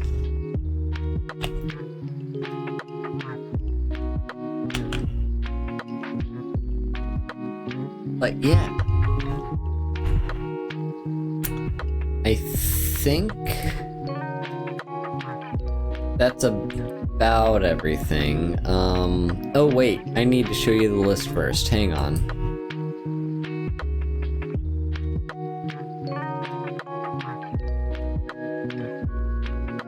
So here's the list for Thunder Dragons. Now, ideally, you would also have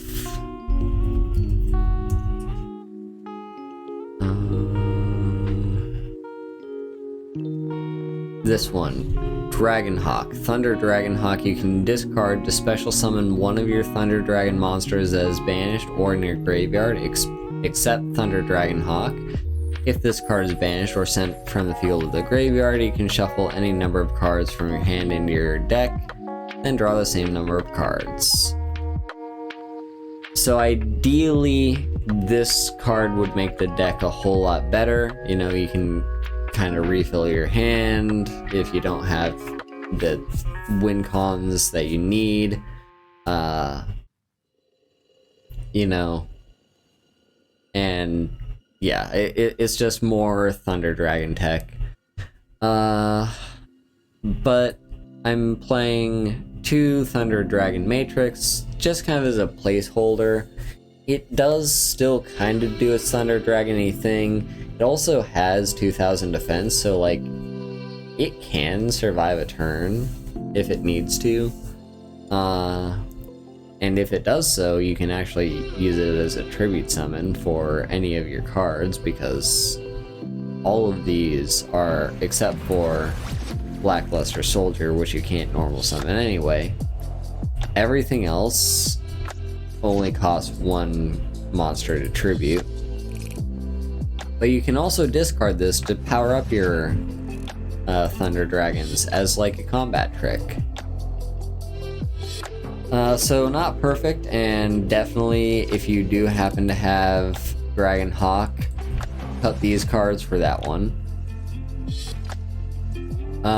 We also have, our 3 Thunder Dragons, so that we can discard 1 to draw 2 more.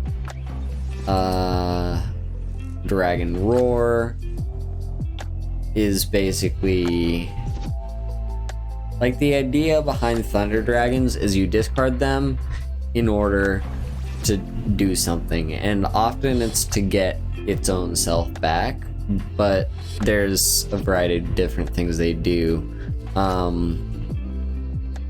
Yeah, so we got regular Thunder Dragon, just discards itself to get you 2 Thunder Dragons. Dragon Roar can be discarded to add 1 Thunder Dragon that is banished or in your graveyard, except for Thunder Dragon Roar, so that can include Dragon Dark, or Dragon Matrix. If this card is banished, which you can very easily do with Gold Sarcophagus, or just as the summoning cost for either of these cards, then you can special summon 1 Thunder Dragon from your deck in defense position. So that's just like a little bonus. And then Dragon Dark, you can discard to get another Dragon Dark to your hand, and that's a quick effect, so you can do it in response to stuff.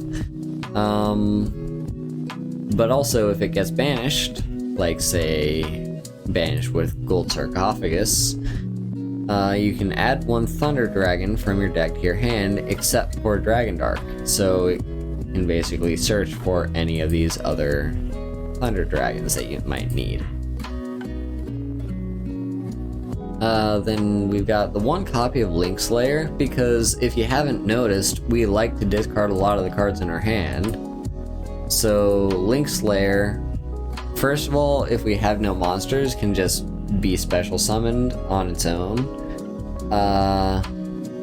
And yeah, you can discard cards to destroy spells and traps. That seems very useful. And then we got Chaos Dragon Levianeer as one of our main win cons.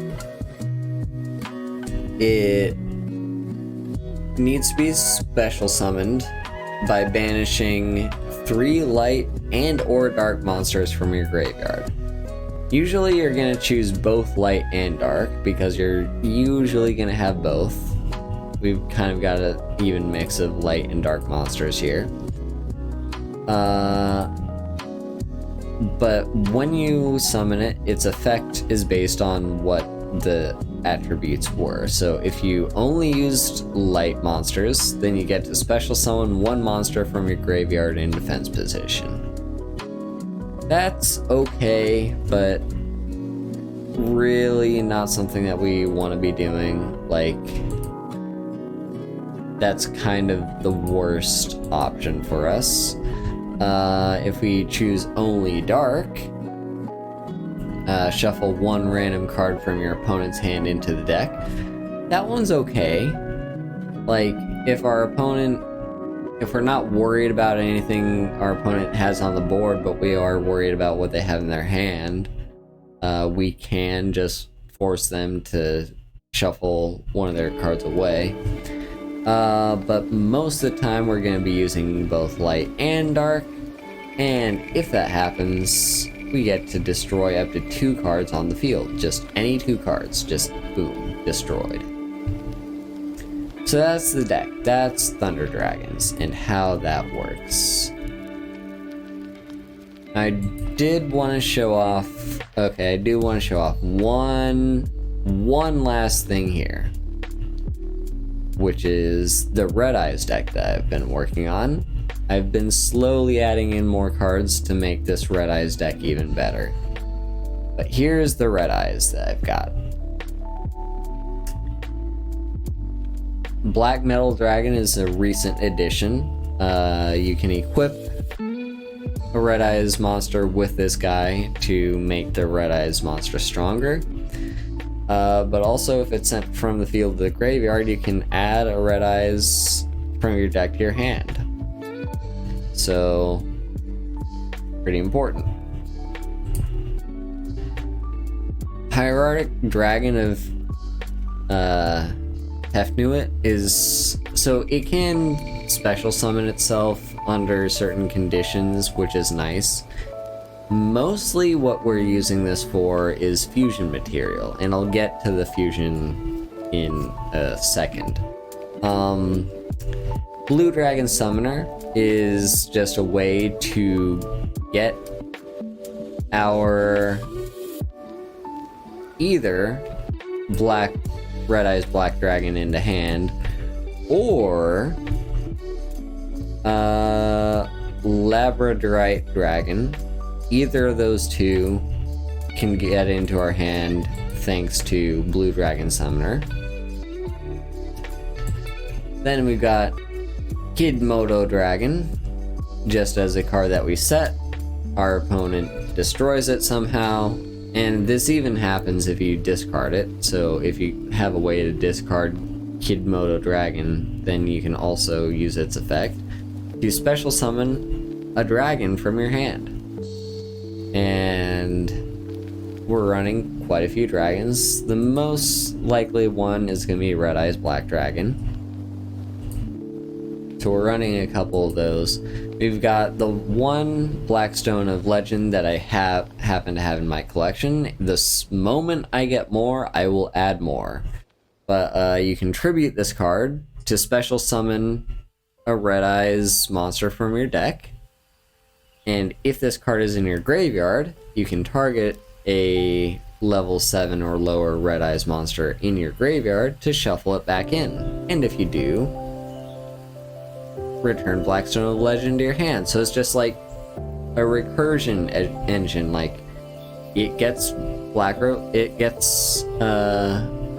Red Eyes Black Dragon to your hand, or it gets it to the field, and then if it dies or goes to the graveyard for any reason, you just use Blackstone of Legend, put the dragon back into your deck, get back Blackstone of Legend, and then replay it, and then resummon the Red Eyes. It's a very cool card, and I think kind of essential to the deck and its game plan. Then we've got Labradorite Dragon. Don't worry too much about it. It's just a normal monster that happens to be a dragon and a level 6. It's also a tuner, but that doesn't matter. Summoner's Art is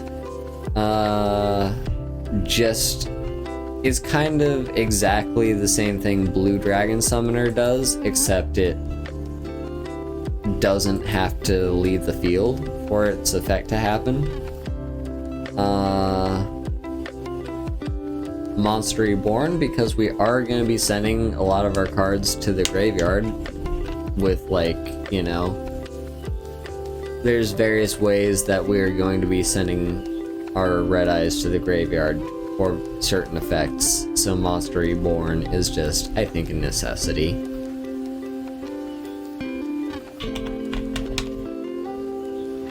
Now here's one that I'm not so sure about, and I'm going to cut this if I get more copies of Blackstone of Legend, but Dragon Revival Rhapsody.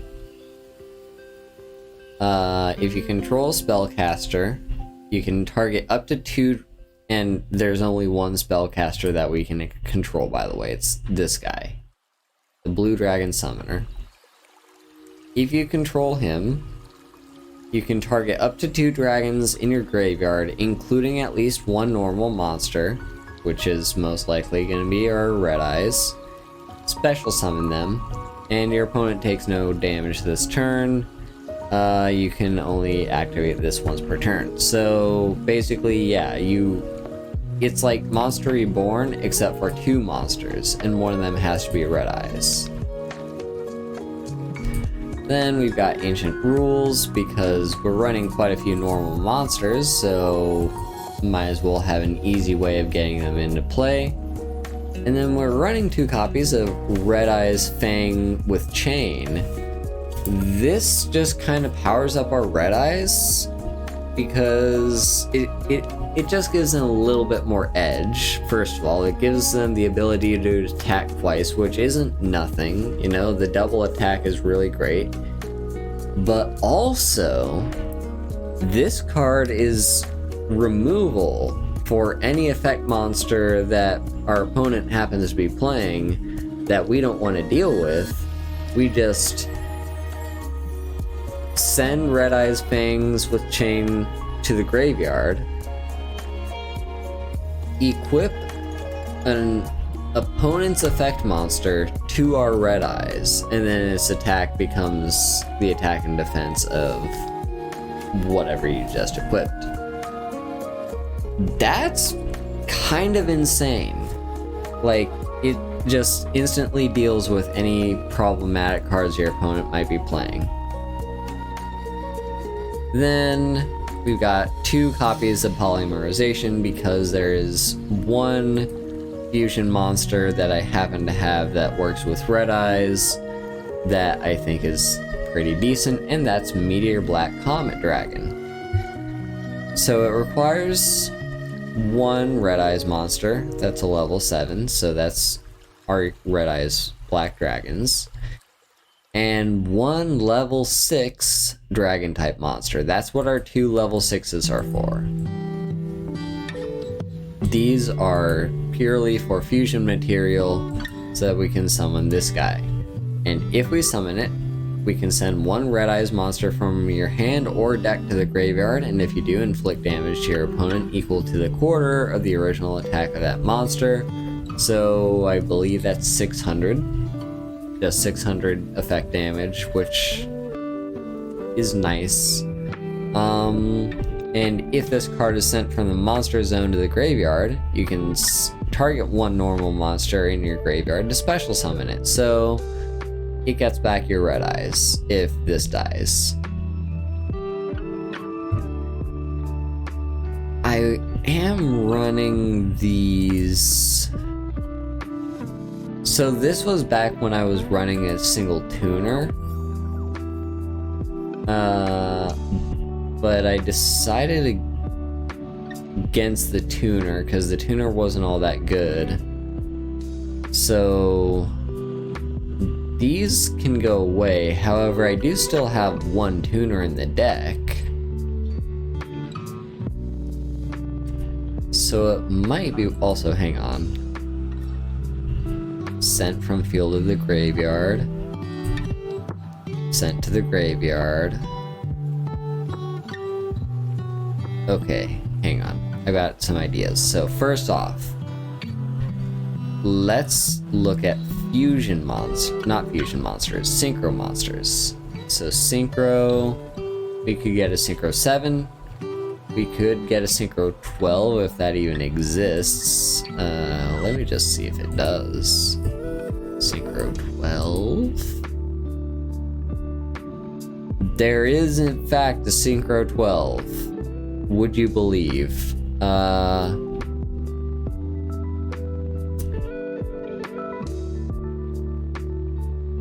Cannot be destroyed by card effects.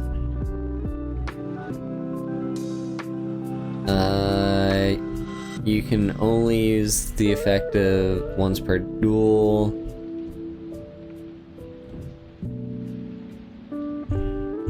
Weird. Okay. Is there any level 13? No, there isn't. Okay, so Synchro 12 is kind of just dumb. What about the ones that are most likely to happen are Synchro 10, 9, and 7. So 10, 9, 7. So here are 10s. Majestic Dragon, Tuner Synchro, Stardust. Yeah, so Ruddy Rose is the only 10 that we can guarantee. We only have the 1 9. No, this is by rarity. Let's sort by level. Yeah, sort by level and rank. There we go. Yeah, I don't care about the Despot. Oh.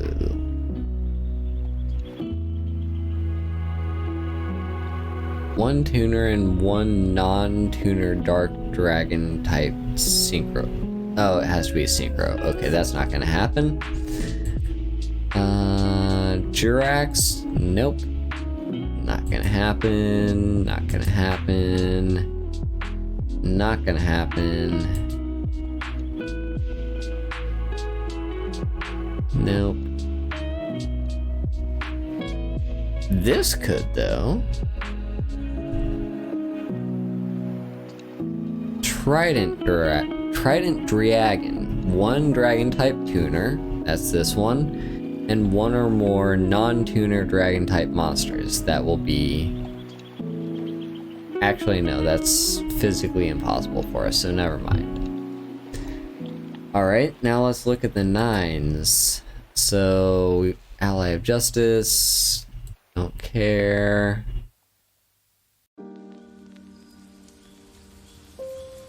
We could actually do Azure Eyes. No, we couldn't. No, because, yeah, we couldn't.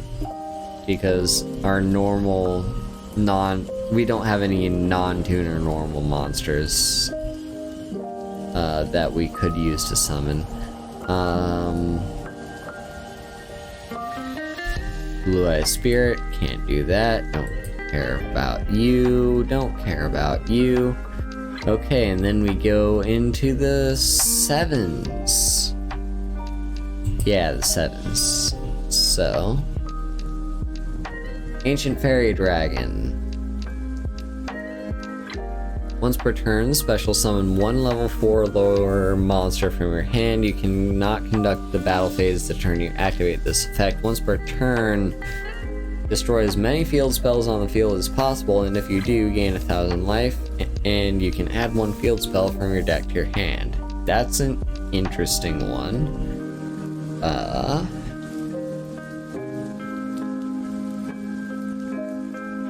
Alright, you know what? Now that we are done with these ones, I just kind of want to look at them based on rarity. Because I'm fairly certain that we're going to be wanting Michael.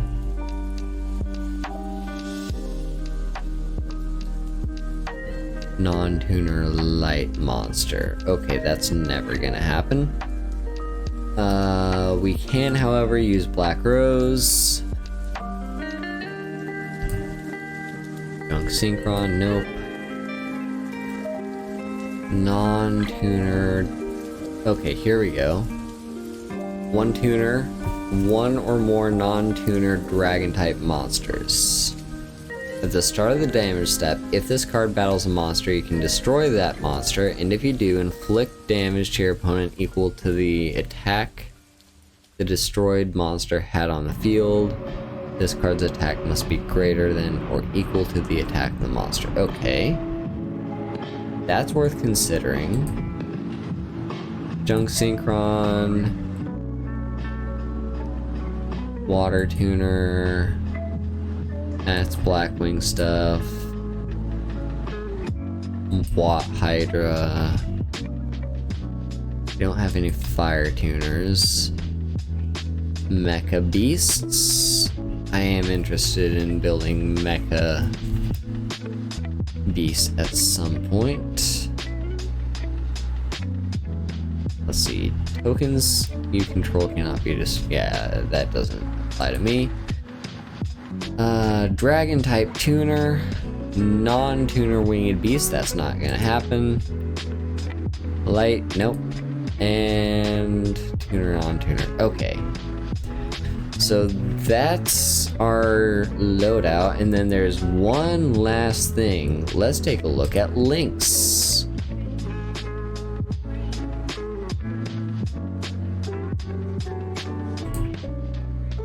Because here's the thing.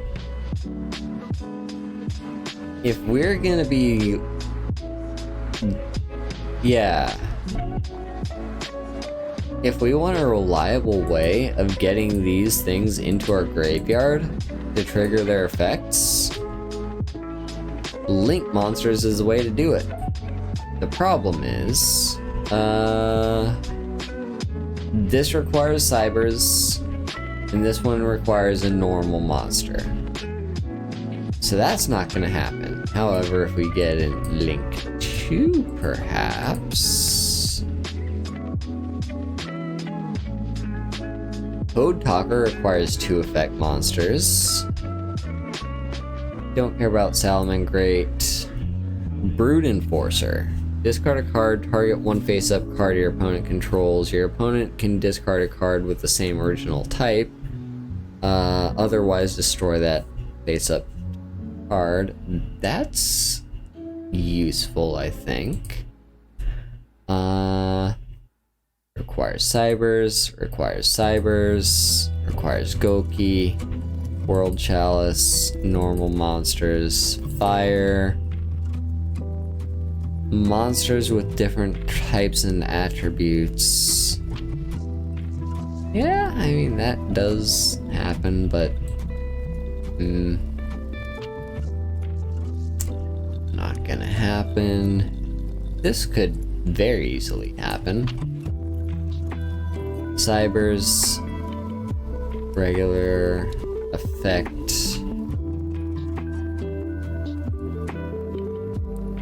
cybers, and cybers. Alright, let's put in Code Talker.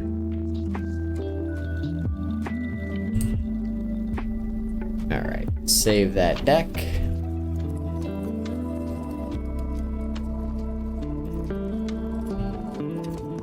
And I'm just gonna show off one last game here for you all of my... come on, Kaiba. Okay, we're gonna do the Vagabond. I'm gonna show off Red Eyes.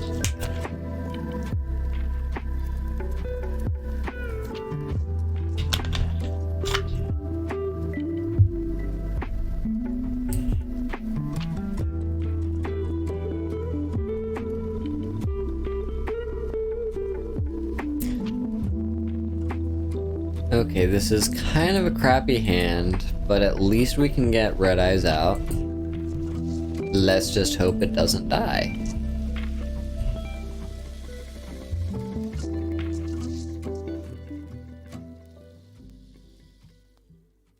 If we draw a level 6, and our Red Eyes doesn't happen to die...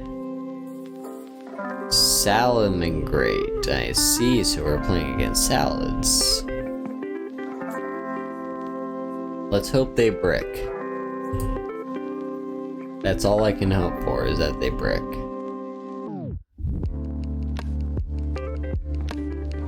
Because if they can get out Heatleo, and then link summon Heatleo using Heatleo, then they can weaken my Red Eyes, and I'm screwed.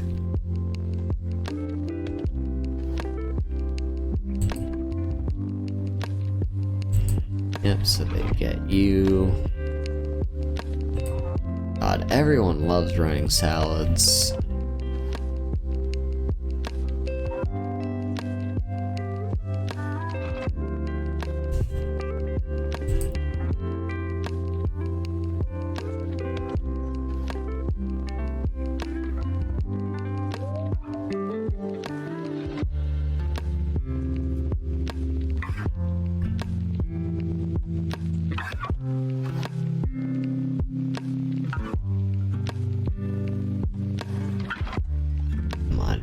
can do. There we go. Alright. Draw. Ooh. That's a good draw. We'll just make our attack. They protect it with their card, but that's fine. We still get some damage in. And now...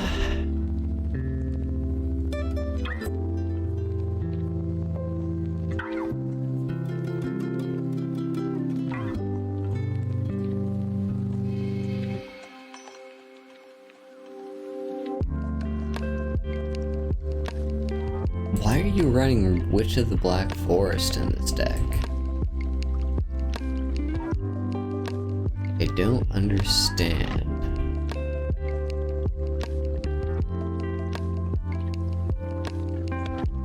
This is suddenly Salamangreats with Dark Magician? What? I'm so very confused as to what's going on.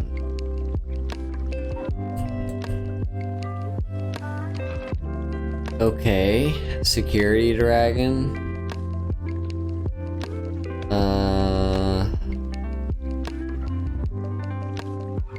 That kind of sucks. Returns our guy to our hand. Unless... okay, you know what? We're gonna activate this now. Just so that we have it in case we need to.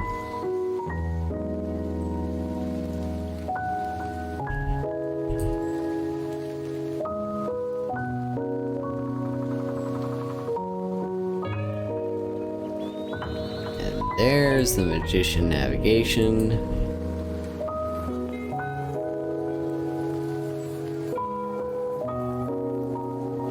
Unfortunately, Dark Magician is a little bit more powerful than Red Eyes.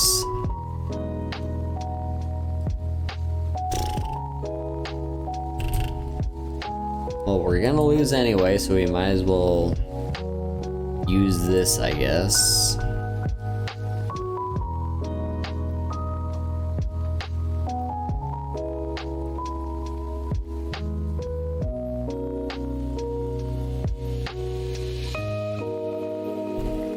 Yeah, so the Red Eyes deck does brick. Again, we need more of the Redstone of Ancients and stuff like that, but for the most part, that's kind of the deck.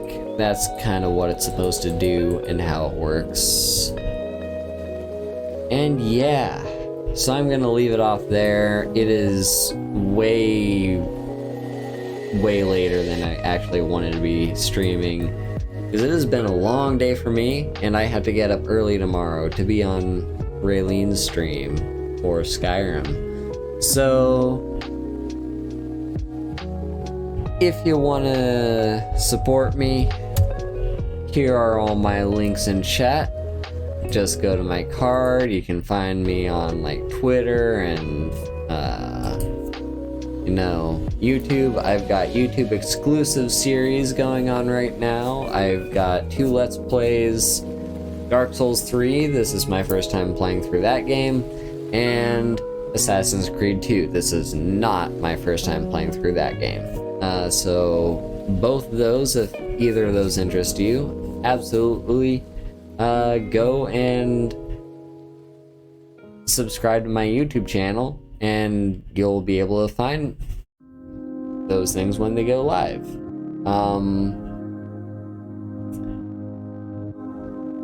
Otherwise, yeah, if you want to support this channel financially, show me you like my content, you can always leave a sub, which gives you access to a bunch of emotes and all cool stuff. And you can also leave a tip in the stream elements link down below. Also in the card. Like I said, tomorrow I'll be on Raylene's stream, and then on Sunday, instead of Skyrim, I'm gonna be hosting a watch party in my Discord server, which you can also join by the link. And yeah, in the Discord server, I'll have a watch party of like, we're gonna watch a few episodes of Shiki, which is my favorite anime to watch during Spooky Month. So I do recommend that you join us for that. But anyway, we're gonna send a raid somewhere. When we do raid, here is our raid message, which you can copy and paste when we get there, or type it in yourself. And if you have access to the heart emote, you can, well, if you're subbed to me, you can have access to the heart emote. So, thank you all so much for watching. Bye bye.